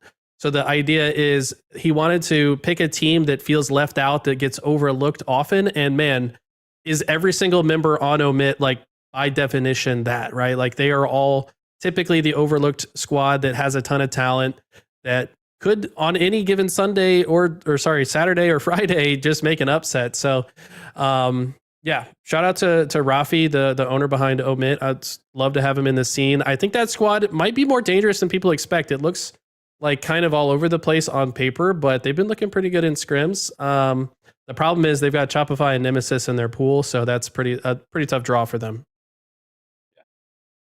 I agree with that. I think that's just a rough pool for them. I think if you put them in A, they probably match up a little bit better against TSM. If you put them in D, they definitely match against Complexity, I feel like, really well. It's just like B or C, maybe Zero Tenacity as well, because I think Collect and Ezo beat Zero Tenacity for top 8 last event, right? Yep. Yep. So, I mean, it seems like they got the one pool that you don't really want to go in, but the good thing is that they probably breeze past the open team. And then it just depends on matchup from there. I think they would play the loser of the of like Nim phase, maybe? Is how that would work? I don't know. Well, so A plays B and C plays D, so it would be like Cloud9 Yeah, if they get third, they Space go straight into Station. losers, right? Yeah, so they And would they start in play lower and play the loser of like Cloud9 One of Space those. Station or Phase Envy, I think. Okay, so I mean, yeah, that's still a tough draw, regardless. I think for them, that 10 seed is a tough one. That's like honestly the hardest seed to kind of upset with. I feel like, but yeah. So I think that one's another one that's just in order to keep that one short and sweet. Yeah, 10, I agree. 10 is tough because you're going up against the top 2 team in NA, and then you're always going up against the number 1 EU team, who's always automatically slotted in at the 7 spot. So yeah, if there's one you don't want to be, it's probably 10. And while the predictions look pretty clear for Pool A and Pool B, I think Pool C and Pool D get a little cloudy, if you will. And let's talk about FaZe Clan. They had a good showing at Arlington, placing top 3, taking games even off of the likes of Optic and Shopify. They just quite weren't able to get there.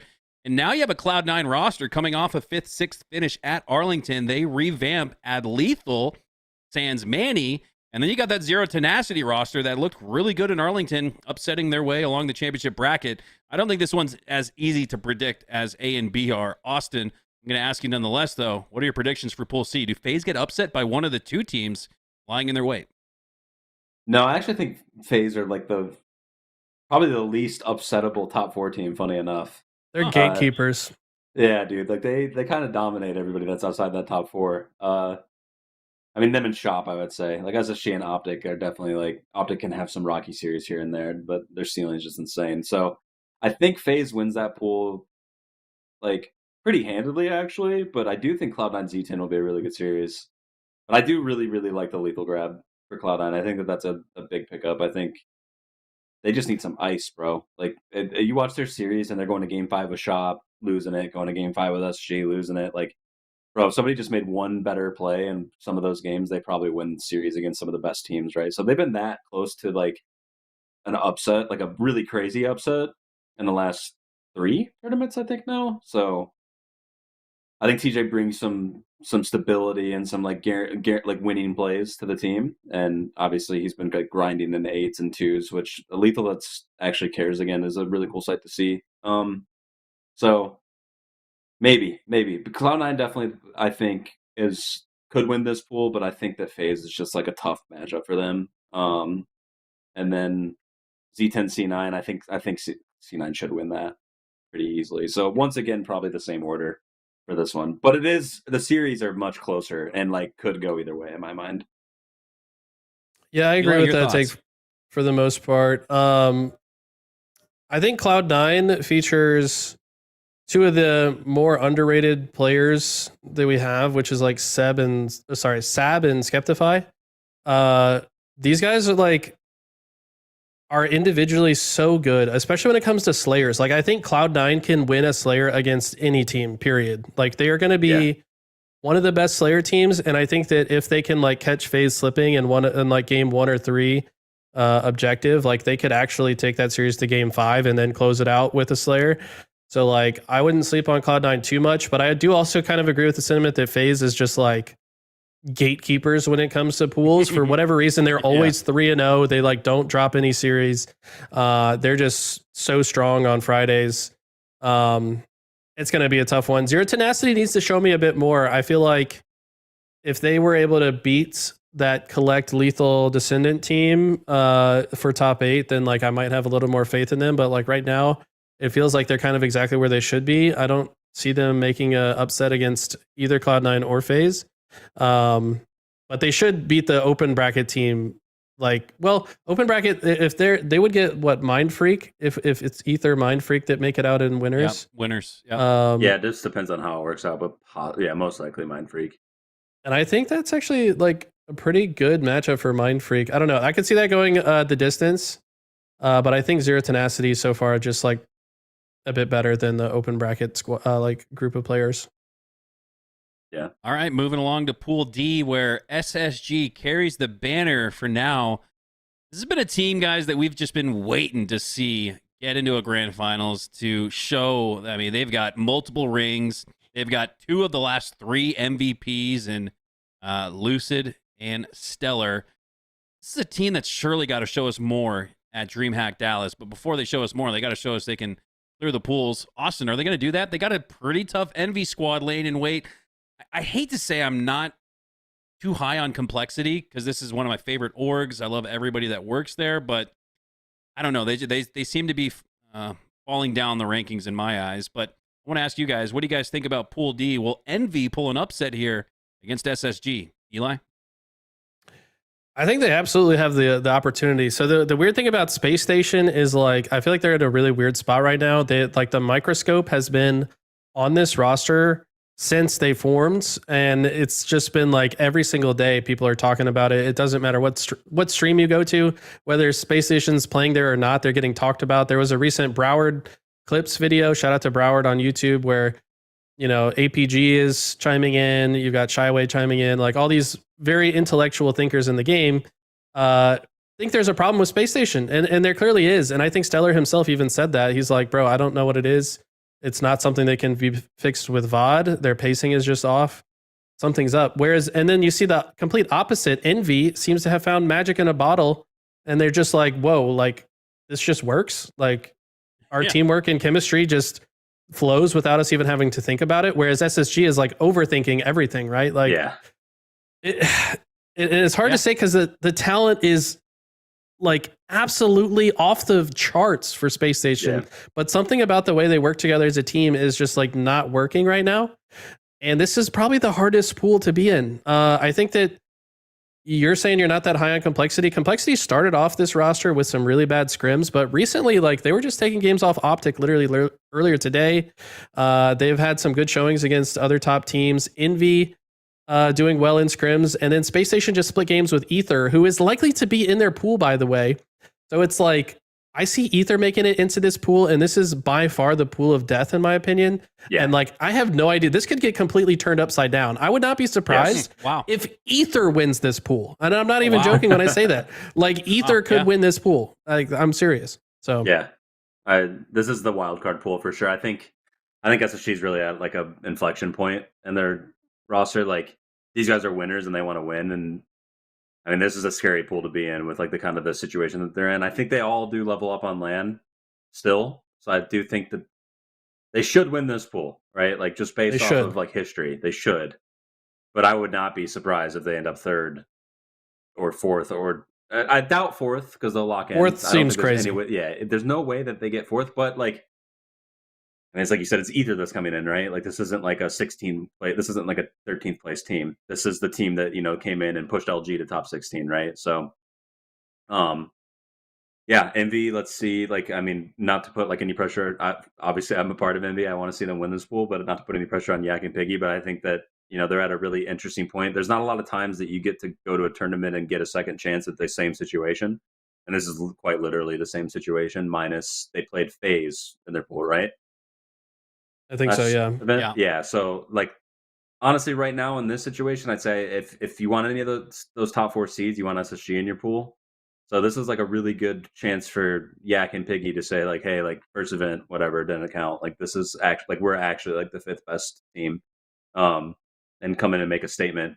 Piggy's been actually randomly successful against SSG in pools historically. He has. And then Complexity, like I mean, again, you just never know, right? Like They've been getting better since they formed, but they hope, like kind of what Jason was saying, like you would hope so at this point because it was pretty bad when they first formed, I feel like. So if I was to be a betting man, I would say probably Space Station, Envy, and then I'm going to say Ether Cole. But that's probably the highest probability in my mind. But I mean, you could see an Envy, Complexity, SSG, Ether. I don't know how stuff will work out. I think there'll probably be a tiebreaker in this pool. It will end up happening, so we're gonna get down to some like nitty gritty, like what's the matchup head to head score. I definitely see some weird love triangle results happening in this pool as well. Like Ether beats Envy, but Envy beat Complexity, but Complexity beat Ether. Like you could definitely see some like weird mix ups here that it goes down to a tiebreaker. I definitely agree with that. Yeah, and then at that point, it's like. It just comes down to games. Is there a way for a pool to 4-way tie? Technically, mathematically, right? if everyone, well, somebody has No, 'cause to you- win you- twice. Yeah, it's you either You play three win once. series. Yeah, there's no way for it to be a 4-way tie because Yeah. it would have to be Yeah. like 2-1 or 1-2. That's why I missed the But- 5-team pools. There was a possibility for a 4-way tie. It was so crazy. I was just thinking that when we were looking at the open bracket, I was like, I wish that 8 teams were making it out, and then there were 5-team pools. Yeah. That would be pretty sick. But It would. I A don't lot know. more matches. I understand why, but Yeah. okay, yeah. So probably we end up with like a 3-way tie or like a 2-way tie. I would not be surprised if we see a 2-way tie for top, like literally a 2-way tie for the top 2 seeds and a 2-way tie for the bottom 2, and it comes down to like I could a see that tiebreaker too. at that point. Man. you could I go think down to that's what will head-to-heads. honestly. That's honestly what will happen in this. Well, Yeah, that's going to be the pool to watch. I am very, very intrigued by Space Station, Envy, and Complexity, and we'll call it Ether in that 4th spot. And I agree with Eli. I think you could see Ether crawl as high as first place in that pool. I don't think that's too faded of a take. They literally but- just went 9-9 against Space Station yesterday. Like, There you go. they're So it's gonna be insane. It's up in the air. It's up in the air, and there's definitely a possibility for it. Well, our pool play predictions have been set. Let's move along towards the championship bracket and what we expect from that. And Eli, my bracketologist, if I'm looking at the bracket right, 1 versus 2 from Pool A and Pool B, and then 1 versus 2 from Pool C and Pool D. Does that mean that we could be staring at Optic versus Nemesis in winners round 1, and then Cloud9 versus SSG? Because if so, that's Yeah. a brutal round 1 matchup. Let's just get right into it. What do you think? No, I think that's exactly right. I think that we're going to see Optic Nim and a rematch if the pools go as we just predicted, right? Like if pools A and B are in the same order that they appear, then you're going to see the Optic Nim rematch occur, winners round 1, and then the Cloud9 SSG rematch, winners round 1 as well, which I don't think people realized, but Cloud9 took SSG to game 5 in that match for top 4. That was like the last match of the night. It ended after midnight 12:30? on Saturday. Yeah, It ended at 12:30.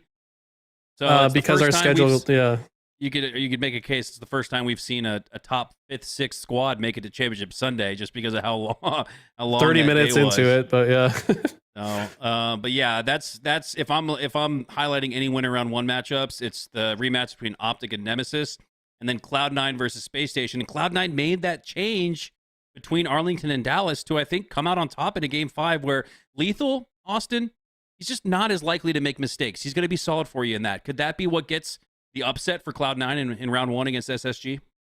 yeah. I mean, like I said, they've been close. They almost beat the SSG roster last year, right? Like obviously that's a pretty crazy series that people remember from that Salt Lake event. So yeah, I mean, I think adding TJ, I think Eli's right. Like that Sab Septify duo is actually kind of similar to the chemistry makeup I was talking about of like Precision Descendant. Sep's a kind of damage dealer at range, and Sab's like hitting a flank and like making space on the map. And Boo Boo and Lethal are just kind of like guaranteers, right? Like they just make good plays. And you know, I think Boo Boo needs to play Boo Boo's been really up and down in Infinite, in my opinion. I think that he's like his highs are pretty high and his lows are pretty low. But I think that Boo Boo Lethal is a good combo. I think you saw that with that Sentinels roster in year 2. I think you saw it honestly a little bit even last year. But obviously they had some turmoil, but they were right. That Sen team was still right there in every series that they're in. They're just going to get over the hump last year, and I just hope that C9's not that way. I think that they've been in enough situations now where they've kind of choked. That having TJ come in, making things light, right? Like that's the thing that TJ does that's really good is he makes things really light and fun. It helps with problems like that, right? Like it's a lot easier to clutch up when you're not worried about if you're going to lose, right? Like if you're not like thinking about it because TJ cracks some funny joke or you know, you going into a game 5, he's like, he's like shocker, game 5, who knew? Here we go again. Like he says something like that, and it's just it keeps things light, keeps things fresh, keeps things fun, and I think that's something that TJ does a really good job of, on top of being a great player. So, I think that TJ is going to bring the best out of Boo Boo. Like you said, Boo Boo has like his ups and downs, but like I feel like it's vibes related usually when Boo Boo's like not feeling himself. But like, how are you going to be in a bad mood with TJ cracking jokes and his little smirk next to you the whole time? Like it's going to be easy to be in a good mood. And I think when Boo Boo's in a good mood, he's like at his best. He's making play calls for the whole squad. He's sitting back. He's kind of like taking in all the data. What's the meme about Darth Boo Boo, the Doo-Boo, that like he doesn't even play with a monitor. He just like envisions the map in his mind and like makes perfect plays. Like when he's in that mode, Boo Boo's incredible, but Yeah, like Austin said, we don't always get that. I think with Lethal, we're going to see that more often. yeah. I think the most of the times we have seen it at Infinite has been with TJ. So obviously there was the times with that G1 roster as well, but well, online, not really on land, but not to throw shots. But yeah, no. I mean, I think it's their best chance that they've had, right? So I'm interested to see if they can actually finally get over the hump. And this was this is like probably the best series they could grab out of a second place in pools. If you guys, I guess I'll throw a random curveball into the conversation. If you're going to pick one team to break into the top 4 that's not the current top 4, who do you expect to make that leap the most? I mean, full bias and based off what we're seeing online, Envy, I think. But then based off of recency bias, Nemesis, right? Yeah. Based off of what we just talked about, Cloud9. Like, I feel like those three are like. Dude, it's do we have to do we have to choose a team? Because Nemesis, Cloud9, Envy, and then who knows if TSM rekindle the love affair they had in season 1? Yeah, they could randomly do it. TSM could randomly find themselves in the top 4. I don't think that's crazy to say. And then you got wily veterans like Ryanoob in the 9 seed for Gen G. I mean, gosh, if Eli's gonna gun to our head, force us to choose one. Pick one. Oh boy, oh boy, oh boy. Give me Nemesis. Give me Nemesis. I continue to see the evolution of Woodham in my eyes, and I just think they got the roster for it, man. They've EU's ever since Legend left. EU's always had a tough time finding a rock solid team of 4 that's going to stick it out. I see Nemesis doing just that, and I think all throughout the season you're going to see those guys continue to climb the ladder. I mean, again, you got to remember Woodham. He's very unorthodox in the sense that he's playing on mouse and keyboard as opposed to controller. And he's like 18, 19 years old. He doesn't know what he doesn't know just yet. So every single one of these LAN experiences is just occupying so much powerful brain space to allow him to feel like, okay, I've been here before. This isn't my first rodeo anymore. And now it's time to take the next step. And I think the next step would be a top 4 finish. Yeah, like I said, biased Envy. But and based off what we've seen, I'm just going to say Envy, support the home team. But speaking of NIM though, like you're saying they stick together, I think one of them might get poached. Honestly, I think that's a real possibility too. I think think Woodham to SSG or FaZe Clan. I think honestly, if I'm a GM and I'm trying to fix shit, like Glory is somebody who I would go after. Honestly. That's what I was gonna say. I think Glory is like the real deal, bro. Like, I mean, Woodham is great. Amazing. Don't get me wrong. Yeah, but Glory, like he hit a peak that we had not seen from him yet in Arlington, and I think he was the reason that they were popping off the way that they were. Like his gameplay was perfect, and he was like, I'll be honest, like my limited interactions with him, I thought like last year he was kind of like aloof about things, or like maybe he wasn't having as much fun with Infinite, but like now it feels like he's having more fun and he's like unlocked. And I think that Glory is like the key to victory for that squad. And I got to shout out SLG. He's one of my favorite human beings to interact with in the scene in general. This guy is like a mastermind strategist, and bro, we'll be at an Airbnb party, like everyone's wasted playing beer pong, and he just wants to nerd out to me about like a live fire opening strat. And I'm like, bro, I'm here to talk to you for an hour and a half, buddy. Like, I don't care what it is. Like he's down to talk Halo no matter what. Yeah. So I remember the first time I met him. We probably all have similar stories. Yeah, a long bonfire talk after we won fall finals in Halo 5, and he was just like picking my brain on everything. And I was like, I like this guy. And ever since then, I've been a big SLG fan. And he's great too. Like, I remember early on in the off season, actually, here's some intel, but Penguin was like trying to do something with SLG because we were like the native phase thing was happening, possibly. Like he was asking if like it was possible to get SLG. That's the one that he wanted from EU, if possible. I think he said SLG Glory. So I think that he wanted like some duo like that. So yeah, Glory just plays Infinite right. Like he plays Halo Infinite, right? There's no Halo to it, right? Like he doesn't have like old Halo habits that get in, because the old Halo habits are also honestly really bad in Infinite. Yes. So like just playing like pure Halo Infinite is like it's hard to find that kind of player, and when you do, like they're usually pretty impactful. Yeah, your pacing is absolutely scuffed if you take any of the classic Halos into your Halo Infinite gameplay, even as recent as a Halo 5. Like I think you see a little bit more of Halo 5 and Halo Infinite than any of the other Halos, 2, 3 especially. But man, yeah, you start playing like it's 2 or 3 and you are just way too out of the play. You are just not getting an collapsed impact. on. Yeah, you're just getting collapsed on. You're cowering in fear in the corner. Not how you play Halo Infinite. So Eli, before we get to the next subject, I'm not going to let you squirm out of here without making a tough prediction yourself. Who do you got squeezing their way into top 4? I'm gonna go with my recency bias as well and say Envy. I don't know. I think that it's rare that a team just kind of works without having to think about it, and they're not overthinking things. They're not stutter stepping. Like we talk about this all the time. Like timing is everything in Infinite, right? And this team has good timing without thinking about it. And I think that Piggy has been like so close so many times. I think he's tired of losing. I think that he's going to show up. He's already beat, like we said, he's beat SSG on land before in that pool of death with the LVT squad, actually. I don't know. I see a lot in this roster. The Descendant Precision duo has my attention, and I want to see what they do on land. Yeah, it's anyone's ball game. And yeah, man, SLG, you just find guys that you start rooting for. Maybe that's part of why I chose Nemesis. But yeah, similar to y'all's stories, I talked to him. This was after maybe, I think it was SLC, and it had been an hour that we were talking about Halo. And I said, oh my God, I'm so sorry, man. I didn't mean I was just eating up your whole night. And he goes, no, this is what I'm here to do.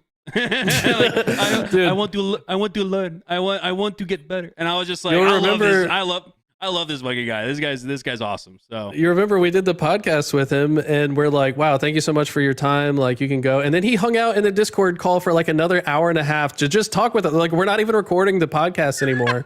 But he just wanted to like hang out and keep talking about Halo. Like, that guy loves Halo more than anything, and I respect that. Some guys do it for the Vine, others do it for John Halo, and SLG is definitely that dude. But let's peel back a little bit further down the bracket before we start talking about specific teams and who we think is going to take Arlington. Let's talk about that top 8 finish, right? Do Gen G and Zero Tenacity find their way back into the top 8? There were 2 teams that were on the outside looking in with a top 12 seed.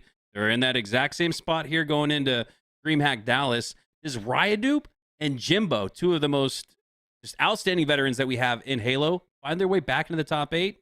Eli. Well, first of all, I got to correct you. Z10 lost to Descendant, Lethal, Collect for top 8. Right. That team beat them, but I remember seeing them up 2-1 and even winning in that game 4, and it stuck with me. Like they got it. But you're right, Infamous did. So we'll keep that conversation alive though. Does Gen G have a repeat performance of top 8, and do Z10 break through what was a difficult game 5 loss to get into the top 8? My perspective is Gen G caught some teams off guard in Arlington, but I think they're going to have a harder time catching people off guard at Dallas.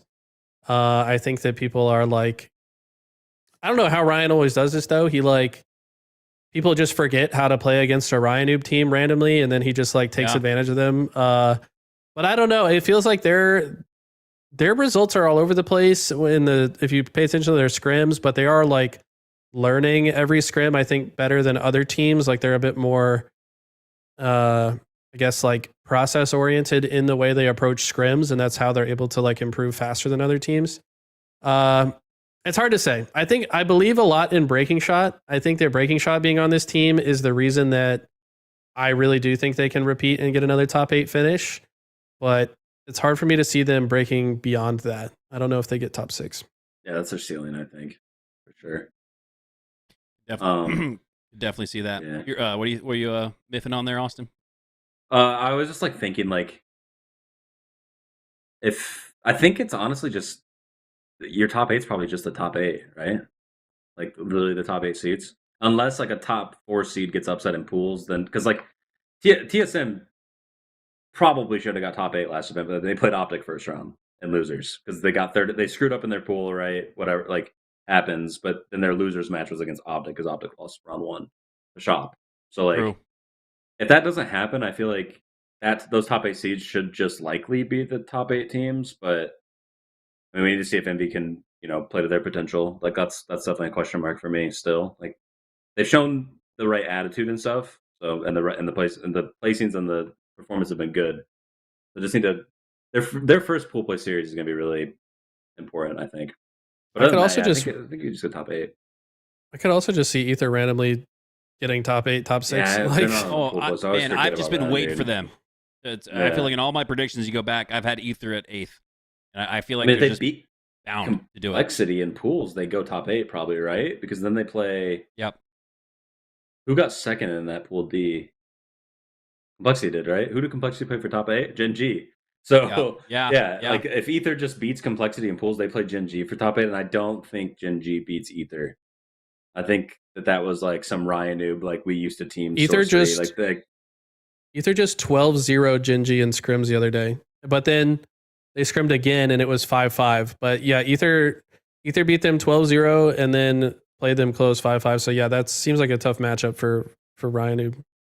Well, I just realized the Ryan noob curse is still real. Ryan noob back in Halo Reach, everything that dropped him, he beat him the next tournament, and then Complexity dropped him, and then he beats him. So, and then let's see, Shopify dropped him. I think he beat Shopify with Complexity. Maybe not. It's the old Shopify, right? I don't know. He got dropped for that top 4 team, so maybe not there, but still, it's true that Ryan just randomly beats his old team. Like every time he put, like he's like at least like 98% of the time. So that's impressive. Stop dropping that, I think if either, I mean, if you drop him, you better hope that like your seed isn't close enough so that you don't play him at all. I remember we dropped him in Halo 4, right? Didn't really care, and he was like, the Ryan noob curse beats us the next tournament. I was like, that shit isn't real. Beats us. I'm like, okay, it might be real.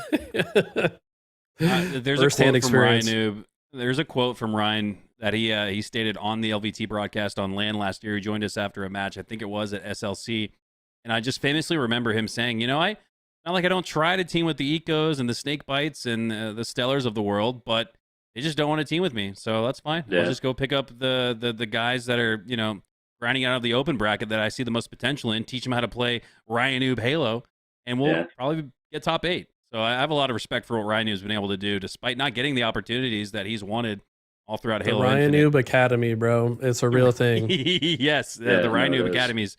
Yeah, Descendant said himself. He attributes a lot of his success to Ryan Noob teaching him how to play and how to I'm a part of the right pipeline. timing. Huh? Ryan taught me how to play. So my first tournament was with Ryan. Yeah. Oh wow. What event was that? UGC St. Louis.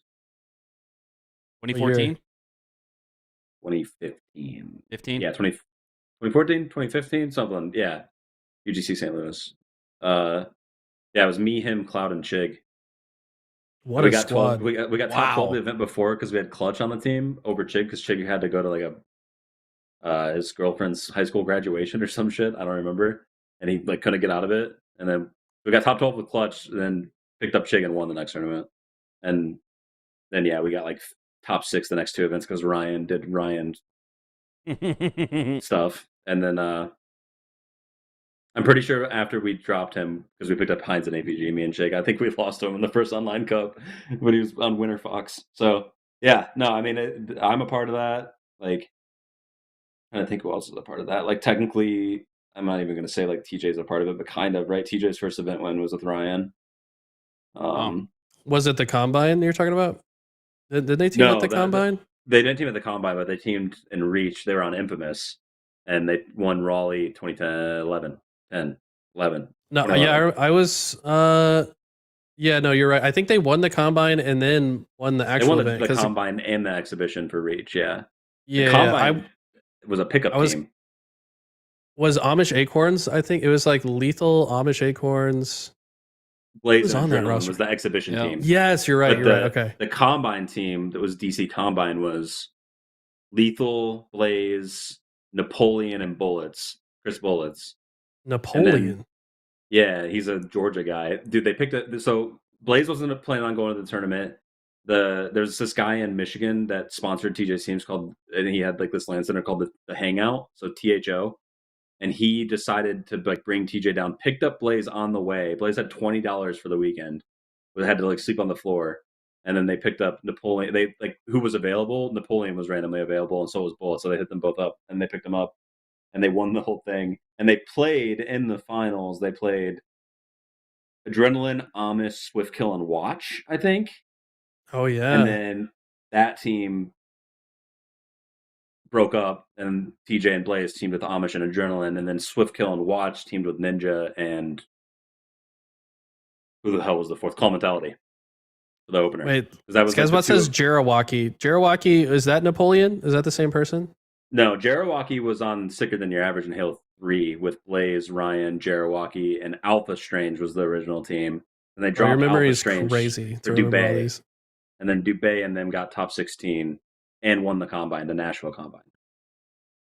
Bro, how do you remember all these teams from back in the day? That's impressive. Yeah, I just man, just took a trip through memory lane and I loved it. But getting back on track here, talking about Ryan Noob, yeah, he's a wizard, always ready to cast a cursed spell on anybody who dare drops him or doesn't team with him. But let's talk about one more team before we get into the big four.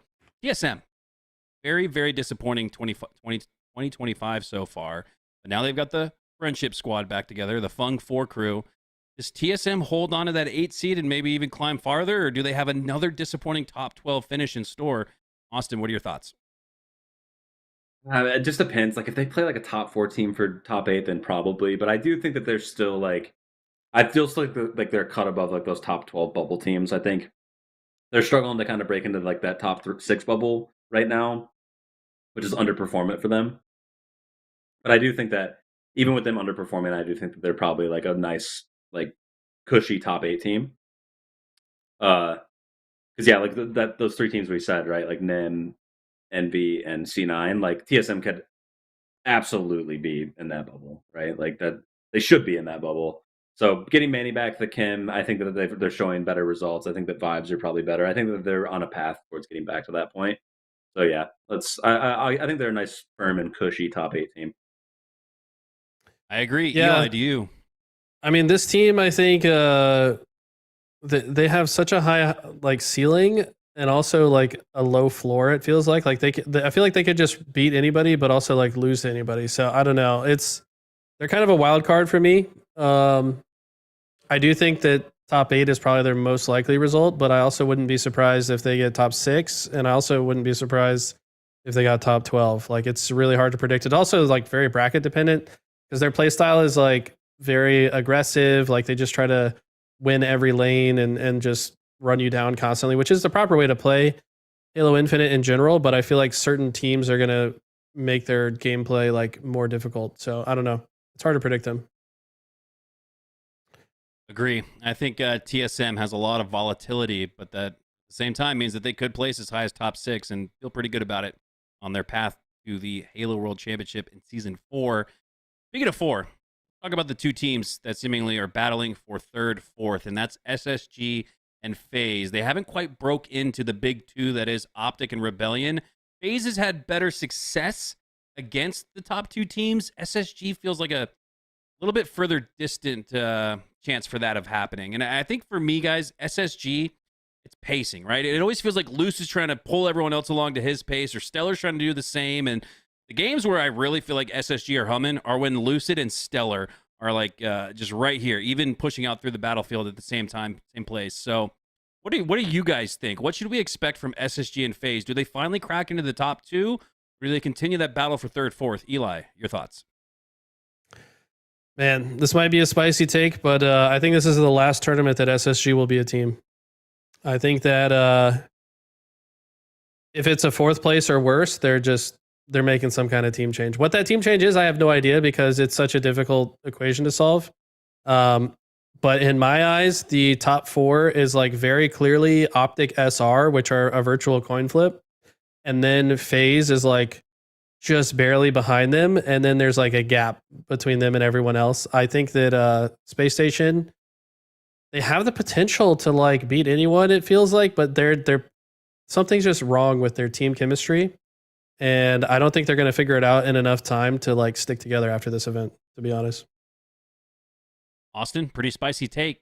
You agree? I don't think it's that spicy. I think that they're winners, and I think that they're mature enough, and they've been around the block long enough to recognize that like sometimes you just put together a team and it just doesn't work. I don't think it's anything toxic. I think that obviously the community has a huge giant magnifying glass on them, and the conversation around them is inherently toxic because they're underperforming. But I think in their camp, they still understand that like any given Sunday is still the reality, and I think that there's that type of stuff. So I don't think that there's like any bad vibes over there, right? Like outside of the obvious bad vibe of like not playing it up to your standard, right? But I think outside of that, they're old enough and mature enough to like understand that it's just like, dude, sometimes you put together a team and it just like legit doesn't like we can't like work together for whatever reason. So yeah, I mean, I think pacing. I think Stellar talked about it, and that like APG Q&A, where like their pacing's bad, which means you have to have good teamwork, but their teamwork is naturally bad, right? Usually when those dominoes fall that way, that's kind of it, right? There's not much you can do to fix that, and other than like Hail Mary attempts. Like I made a joke to somebody, I forget who, but I was like, they honestly should just like not scrim for the week, 2v2 each other, not talk to each other about Halo, and just like beat the shit out of each other and hope that they get better, and hope that they like can honeymoon it for an event, right? But everything seems to be kind of like a short-term fix for them, and it seems like that the conversation looks like there's not a lot of light at the end of the tunnel. So I don't know. This last week of scrims has been like really alarming, and it's just scrims, but like I mean, there's been a gap between those teams, and even in scrims, right? Like, and SSG's now starting to split games with teams that are very far out of the top four. FaZe has had a couple rough scrims here and there, but then they'll randomly drop like a 13-0 on that team like the next time they play, right? So yeah, the thing with SSG that I like, especially in like bomb and strongholds, like I'm never seeing them just like dominate a game, right? Ball occasionally and Slayer occasionally, flag occasionally, but even when they're dominating, like they came back on a lot of the time, and it almost ends up being a loss. So like, yeah, dude, I don't know. I've been in camps like that, like Reciprocity team that we formed in Halo 5. It was all really great players. We just didn't work together, right? We tried like 3 events together.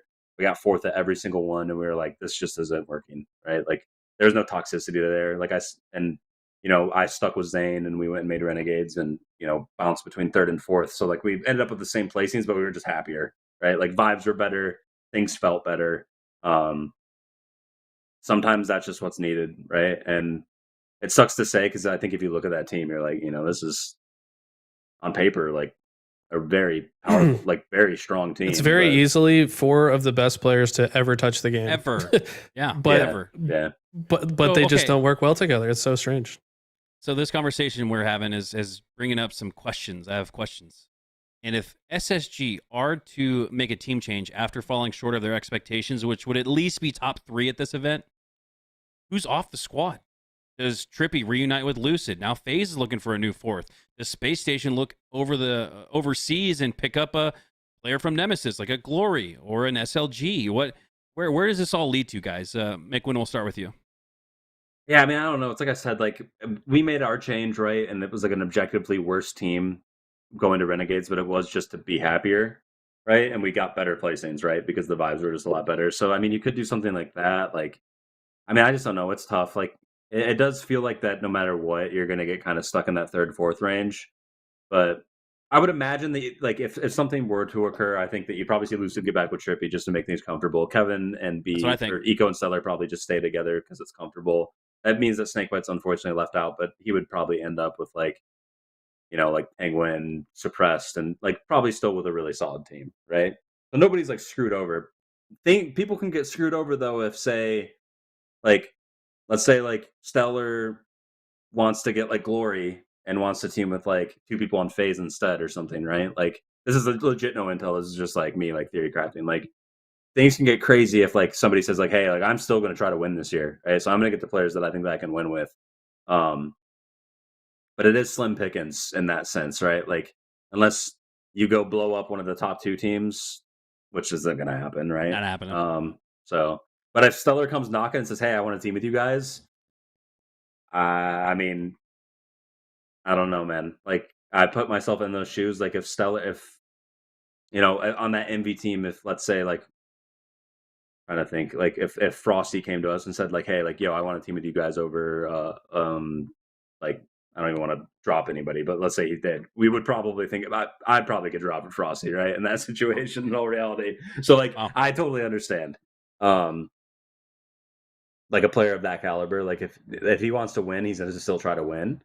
But I don't think that Stellar wants to not team with Eco. I think that like there's so much comfortability there that you probably keep that duo together. You probably see Lucid and Trippy reform in some reality. So that could be Lucid Trippy on SSG. That could be Lucid Trippy go to phase, and then maybe SSG looks for two players. There's stuff that could happen. But I think it gets craziest if like a Glory is poached, right? And then suddenly now there's a new player in this top four and someone's going to get pushed back. Yeah, that's the stuff where it gets pretty crazy for me, because that's what Legend did, right? Legend comes in and then he pushes. Really trying to think who it is at this point that got pushed out. APG? Yeah, technically APG out, right? So then, same thing kind of happens with this. I mean, Rain also, it happened to Rain in one of the roster manias as well. Like somebody always gets like, you're playing musical chairs and there's only in Halo 5 as well. You're playing musical chairs and there's like one seat that's not available anymore. My take is it's going to come down to what happens in Dallas.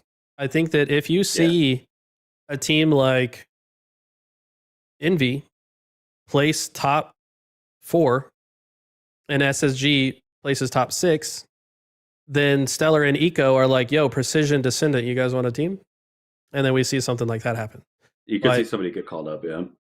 I could see, because I don't think FaZe want to stop what they're doing. They seem to be like going up. I don't know if anyone from FaZe leaves to join SSG in the current state of things. Trippy's the only guy I could think of, right? Like he's the only guy that has any type of chance, right?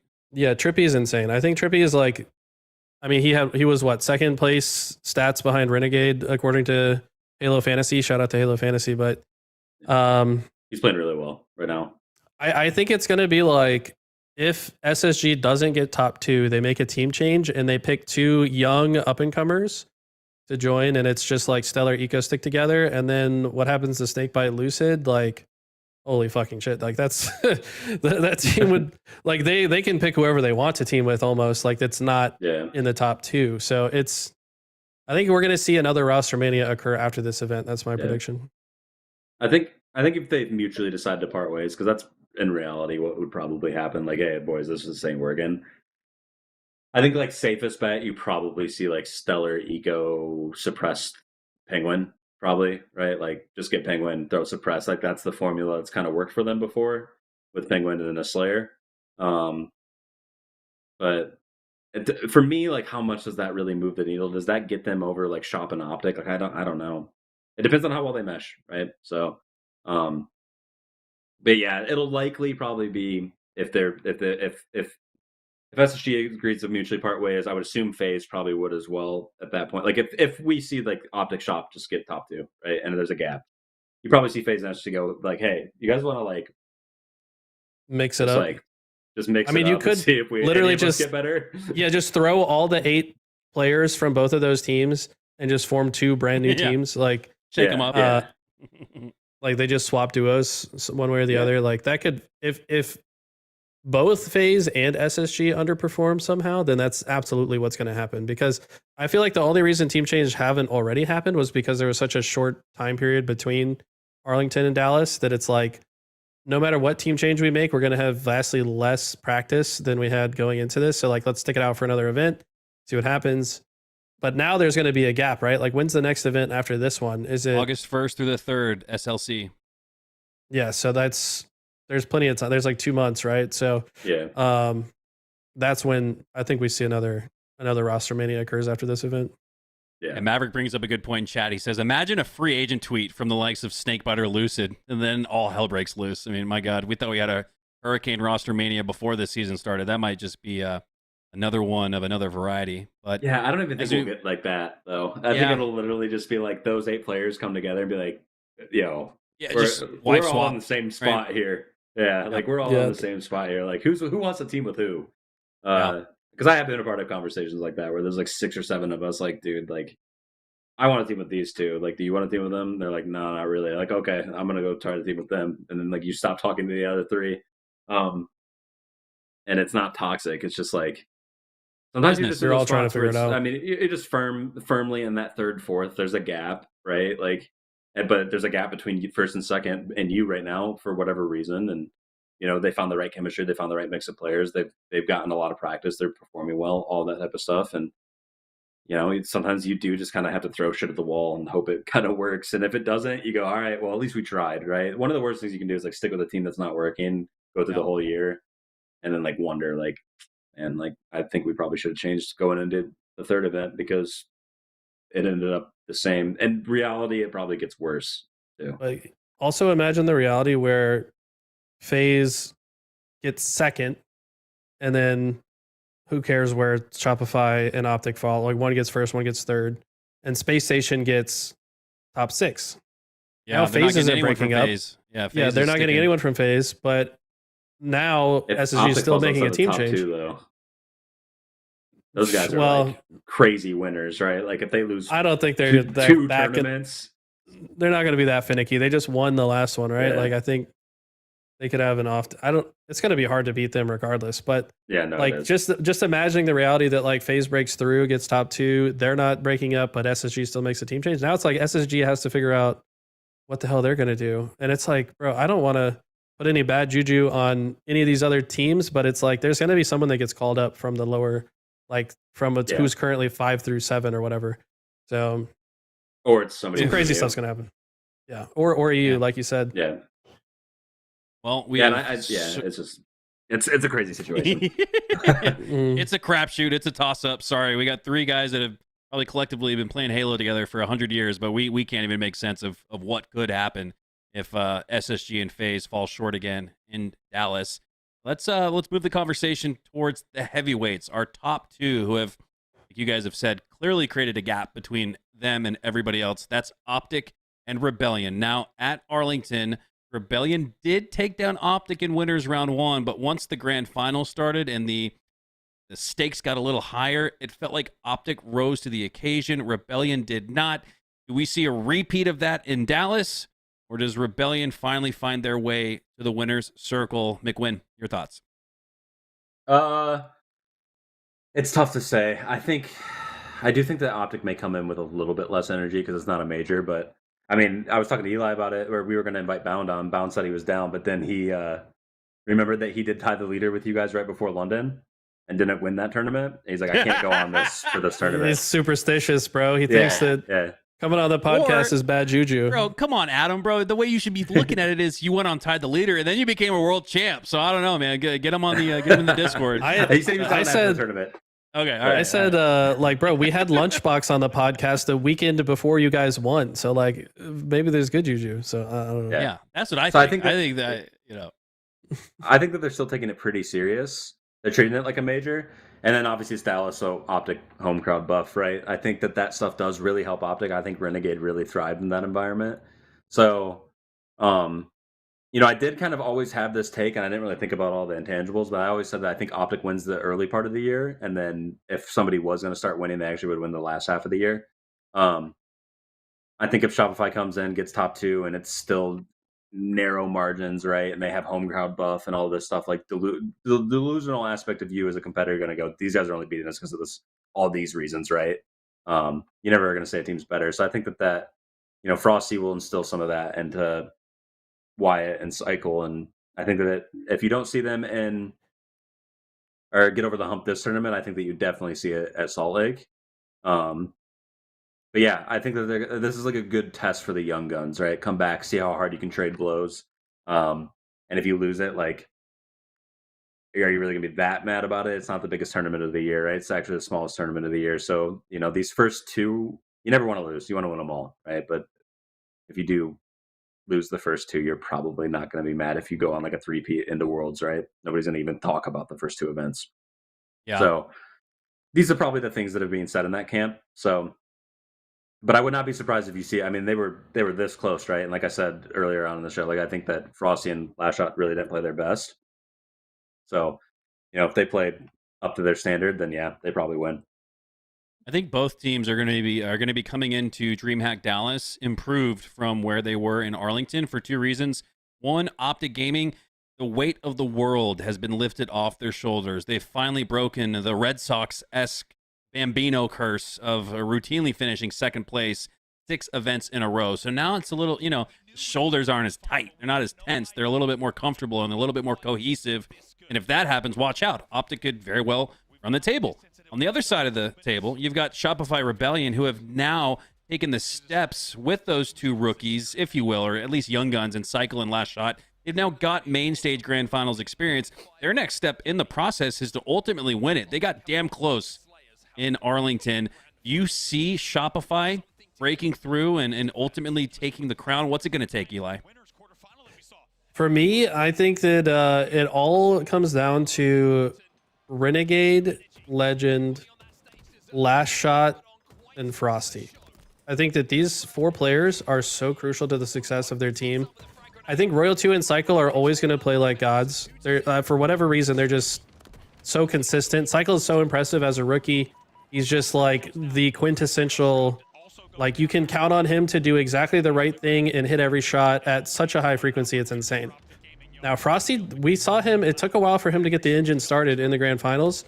But like once it got started, that's when they split games and took it to game 7, right? So, but yeah, Last Shot, this was his first grand final appearance. I think that he didn't really show me what I think he's capable of. He also got pushed into objective more often than not, which, like, when you look at the stats, he was like by far the objective player for Shopify over the course of Arlington. But I think as a player archetype, like, you want him roaming the map and just shooting everything. I don't think that you put the oddball in his hand if you have the choice. Obviously, like, if he's the guy that's in position to do it, he's going to. But like, that team would function better if he's just outputting damage all over the map.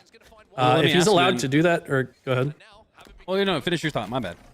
No, you're good. I was just saying, like, that's what it takes for them to do better. And then on the other side, like, Renegade and Legend ascended to like the S tier of S tiers, but I don't think that's like a sustainable high. Like, they could probably hit that high more frequently than just about anyone else, but I don't think it's a guarantee. I think that if they're just like slightly off or like slightly not feeling good, that's when like Shopify has their in to like take the series. This conversation kind of reminds me of the feeling that we had around FaZe in Season 2, where Royal 2 and Frosty, similar, same core 2, now on Rebellion, couldn't figure out who was going to grab the oddball or who was going to run flag, right? They would take games, or let's say an objective game, where they'd outslay the other team by 30 and still lose. So I'm going to ask you, Austin, if Eli thinks Last Shot's not the guy to be maining OBJ and having the flag in his hands more often than not, who is it? Just like we asked in Season 2 with FaZe, now with Rebellion, who is the guy to grab the OBJ? Yeah, I think with the way they play, it probably needs to just be like an even split. I think for whatever reason, yeah, Wyatt did end up having to do a little bit more than I think even this it shows like in the scrim stats. But I have been watching Royal 2 stream, and he has been trying to do a lot more objective on his stream. So that's probably something that they discuss. It's just like, hey, like, we just kind of got like out of flow. Like, Wyatt was having to run for like the objective when he felt like he didn't need to. They probably can easily have those conversations. So yeah, I think it's not a cop-out answer, because I'm not. I mean, it kind of is, because I'm not giving you a name, but it's like I think it should be like everyone just does their 25%. Yeah, you kind of deviated from the path of giving me one name, but I actually really like your answer. I think it against a team of 4, with a team of 4 like this that all has the same ceiling, upside, and potential. I think you're right. It probably does need to be that even distribution, where if you're in an oddball, there's a, if you look to the top left, there's a 33, a 45, a 62, and a 55, right? Like, yeah, everybody's doing their part. Everybody's playing their 25%. So I actually think you gave the best answer, especially for the one that would get Shopify into the ultimate goal of being in the winner's circle. So I think you're spot on there, Austin. Well, we've talked about how both of these two teams could ultimately win DreamHack Dallas. Now I'm going to ask you guys straight up, who is going to win DreamHack Dallas? Eli? Man, this is tough. I'm going to say Optic again. I think they go back to back here. I think Shopify is still finding their footing in these grand finals. But I think that I think Shopify wins the next one. So I'm gonna say Optic wins this one, Shopify wins the next one after. Austin? Yeah, I'm going Optic. I think they're probably on a high from Arlington. Their fans are going to be there. I think you probably see another really amazing tournament out of Renegade. Kind of that Optic, like that Optic juice honeymoon still kind of kicking in for them a little bit. Yeah, I mean, it's the rest of the year is just so hard to say. It's such a crapshoot, right? Because what if Optic wins these two and they take a couple weeks off or something with a 2-month break or make that type of mistake? You just never know, right? Things get in the way. So going Optic. I think it's going to be close, though. I think we're going to probably see like both of them in winners finals, and probably whoever wins winner finals wins. But that might not be true because lately the losers comebacks are actually possible. So I do think it's going to be very game type dependent as well. Hold on. Brandon actually put the game types. Let me look at the grand finals game types, and then I'll give you a better answer. Hold on. Or no, I think I saw it on the Twitter. Maybe it was actually. on Twitter. Yeah, just search HCS. It's one of their more recent tweets. Well, they have Because everything already out. Optic, I don't know what the deal is, or if they're going to have time to figure it out, but they suck at Fortress. They're so bad at Fortress. And I don't know if it's like a mental block or what the issue is there, but like, let's see, grand finals. The first grand finals is Recharge King. I think that's a coin toss. That could go either way. Solitude Slayer, another coin toss. Aquarius Bomb. Before I would say this is heavily Shopify favored, but Optic is getting better at that too. Origin CTF, I think, is Shopify. There's no Fortress in the first grand finals. And Fortress doesn't appear in grand finals until game 6 of the reset. So I think, this actually further makes me feel like it's really strong for Shop. Yeah, if they get there. And then, but winners finals game 1 is Fortress CTF. Yeah, winners finals is really strong for Shop too. Yeah. That's their best player as a game 5, their best flag, and their best strongholds. And they're really good at live fire. So they could literally win that. They could 3-0 them. And winners. Optic have looked a lot better in recharge strongholds recently. They figured they changed something because like they went into Arlington with really bad recharge stats, but they figured it out. So I don't know. They're getting Shop's best mode though right now, right? That's true. So that's like one of those like they look better at it, but Shop's just so good at recharge strongholds. They lost it to Optic in their 129. Well, I think yesterday when they played Optic. In their scrims, Optic won the recharge strongholds for like the first time. So I don't know if that's like indicative or Shop was just off. I don't know. Streets Ball is a hard one. I think that's Optic favored. Yeah. So, I don't know. It'll be tough. Oddball is favored Optic all up. Optic's the best oddball team in the game. And then Shop's the best like strongholds team. And then Flag is like map dependent. Bomb. I think Shop's better at Bomb. Overall, and I think Shop's better at Slayers overall. So like, but the thing is that because Optic has 3 modes, Oddball is like it gives them 3 modes, and then they're good. They're pretty good at every Slayer. They're pretty good at every Flag, and they're pretty good at every Bomb, and they're pretty good at most strongholds still too. So like, just a better map pool. I think. Yeah, I think that winners finals is. I would say that's a benefit to Shop. And then the grand finals reset is a benefit to Shop. But that first grand final series is such an Optic favored series, I think. Yeah. I agree with that, yeah. It's going to make it mixy no matter what, because if Shop wins from winners finals, right, like they have to win that grand final, that first series. Well, I mean, the reset's good for them too. So yeah, no, I mean, it's going to get mixy. It's definitely just going to get mixy no matter what. Tools in chat says, can we talk about how dominant Shop is at Fortress Bomb? Yeah, they're... World 2 especially. Yeah, I mean, well, the whole team, they seem to... I think they cap a bomb in the first 30 seconds, like 70% or more of their games that they play, which is insane. So just start... You're basically starting the game 1-0, like 70 to 80% of the time you play the game type. Like, of course, you're going to have a high win rate, but it's like... They got to figure out, the other teams need to figure out the opening strat against them because they're so insane at it. Well, for the sake of discussion and this being a talk show, I'm supposed to disagree. We're supposed to have some counterpoints, but I think what you guys both just said is right on. I think it's going to be very close. I still think Rebellion have one more step to take in the process to ultimately winning a grand final. I think this will be another great learning lesson for the likes of Cycle and Last Shot. But learning lessons usually entail an L on the backside of that, and I think they do take another one. I think Optic take the first two, but then after an entire summer's worth of a split, or a mid-season, if you will, I think Rebellion just continue to get better, and I could see a situation where Optic win the first two, and then Rebellion run the table after the split. How likely is it to see something like that, Austin? I think that's like that's like the best case scenario for Shop, but I also think it's the most likely for Shop. Like, I do think that they still have a little bit more to go. Like, and they're still so close. So yeah, I mean, I think Shop I feel like Shop will win SLC, right? I don't think they'll let Optic three-peat. And then if they can turn that into momentum through the rest of the year, then that's great.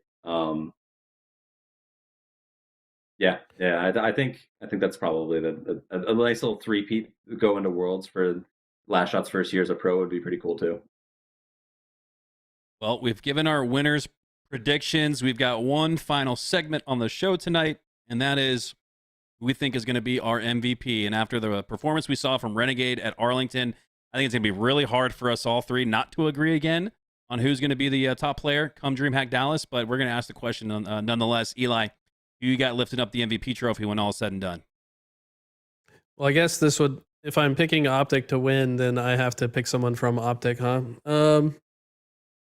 I'm going to say Legend. I think Legend is just sneakily like the actual most valuable player. Like, yeah, Renegade's stats jump off the page, and I mean, he probably was the MVP, but I think that what Legend did was like, I guess, underappreciated. Like, I think he's opening the map and creating opportunities for Renegade to do crazy things like he did. And like Legend's timing on plays, like wrapping behind people, like there were several of those games in the grand finals that I thought Legend single-handedly won by himself in the end game.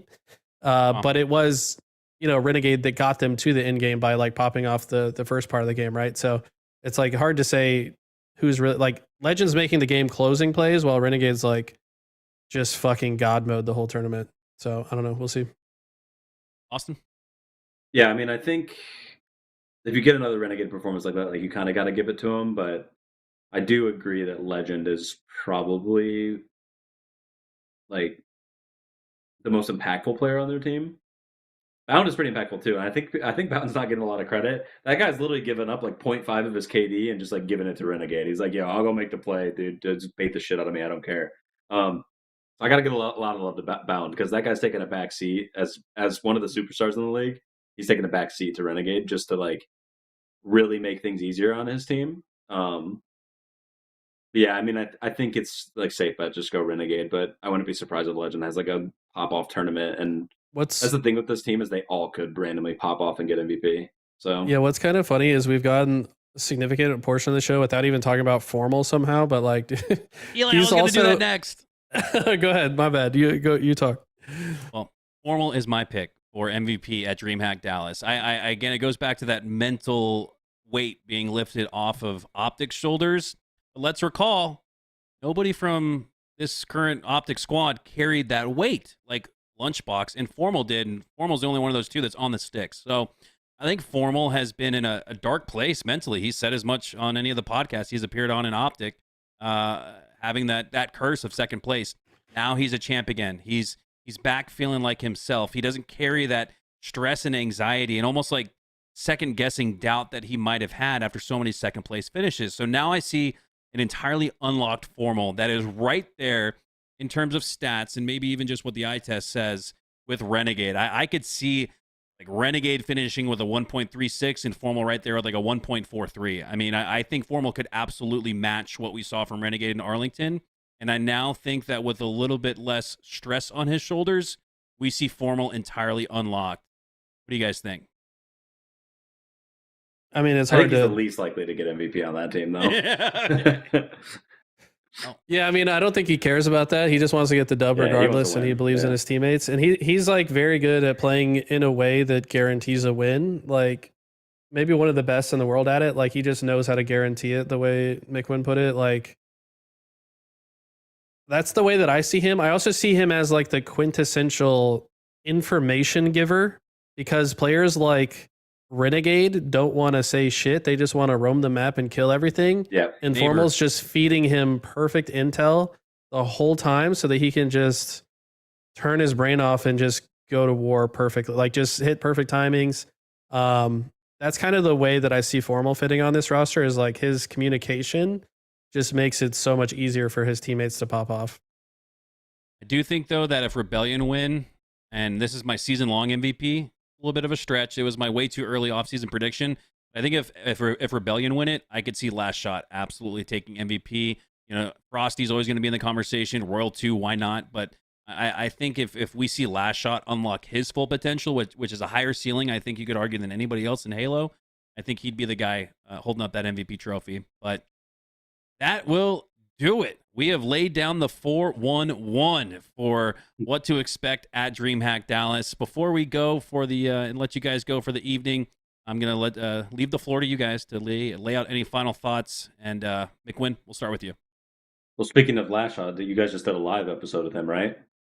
We did. Recorded, but yes, he is our next episode in the hopper. And I think Kill said something about if we get to 1,000 subs, we would hot drop it. So we are 100 away. We have reached 900 subs, climbing all the way from around 850 to 900 throughout the show tonight. So thank you guys so much for that. But to answer your question, Austin, yes, we just had Last Shot on the show, and man, what an interesting path he's taken to get to the top.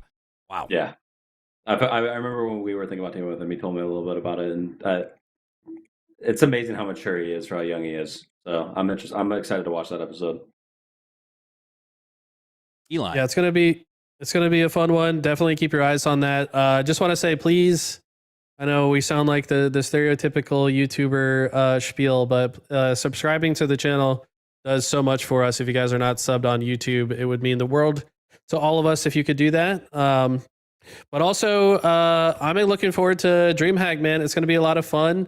At my job, I've recently got into like covering other esports like Call of Duty, Counter-Strike, and both of those games are also having major tournaments. So now I'm gonna get to see that if I have any free time.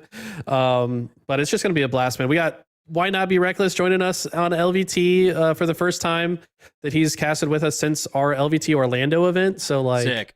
That's going to be so much fun just having Tony there. It's going to be vibey, man. Make sure you guys are tuned in to LVT because we're going to put on a show for you guys. We're going to be carrying the load here this weekend because we've got a reduced HCS talent pool, which is part of why we got Tony on our talent team this event. But we are going to be covering all of the uncoverable from DreamHack Dallas, the open bracket, the free-for-all, pool play matches early on Saturday morning that probably won't have commentary on HCS, we're guessing here, because of the reduced talent pool.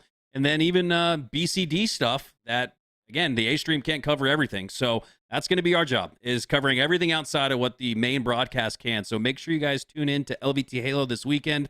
Make sure you subscribe, leave a like, ring the bell. Like Eli said, all that YouTube spiel that you usually hear. It really does go a long way towards supporting our endeavors and efforts on making Ty the leader and making Halo what we all know it to be, which is the best damn game on the planet. Really, really love Halo, and I hope that comes through in listening to the show. Well, for Mikwen and Eli and our producer Kills in the Night, shout out.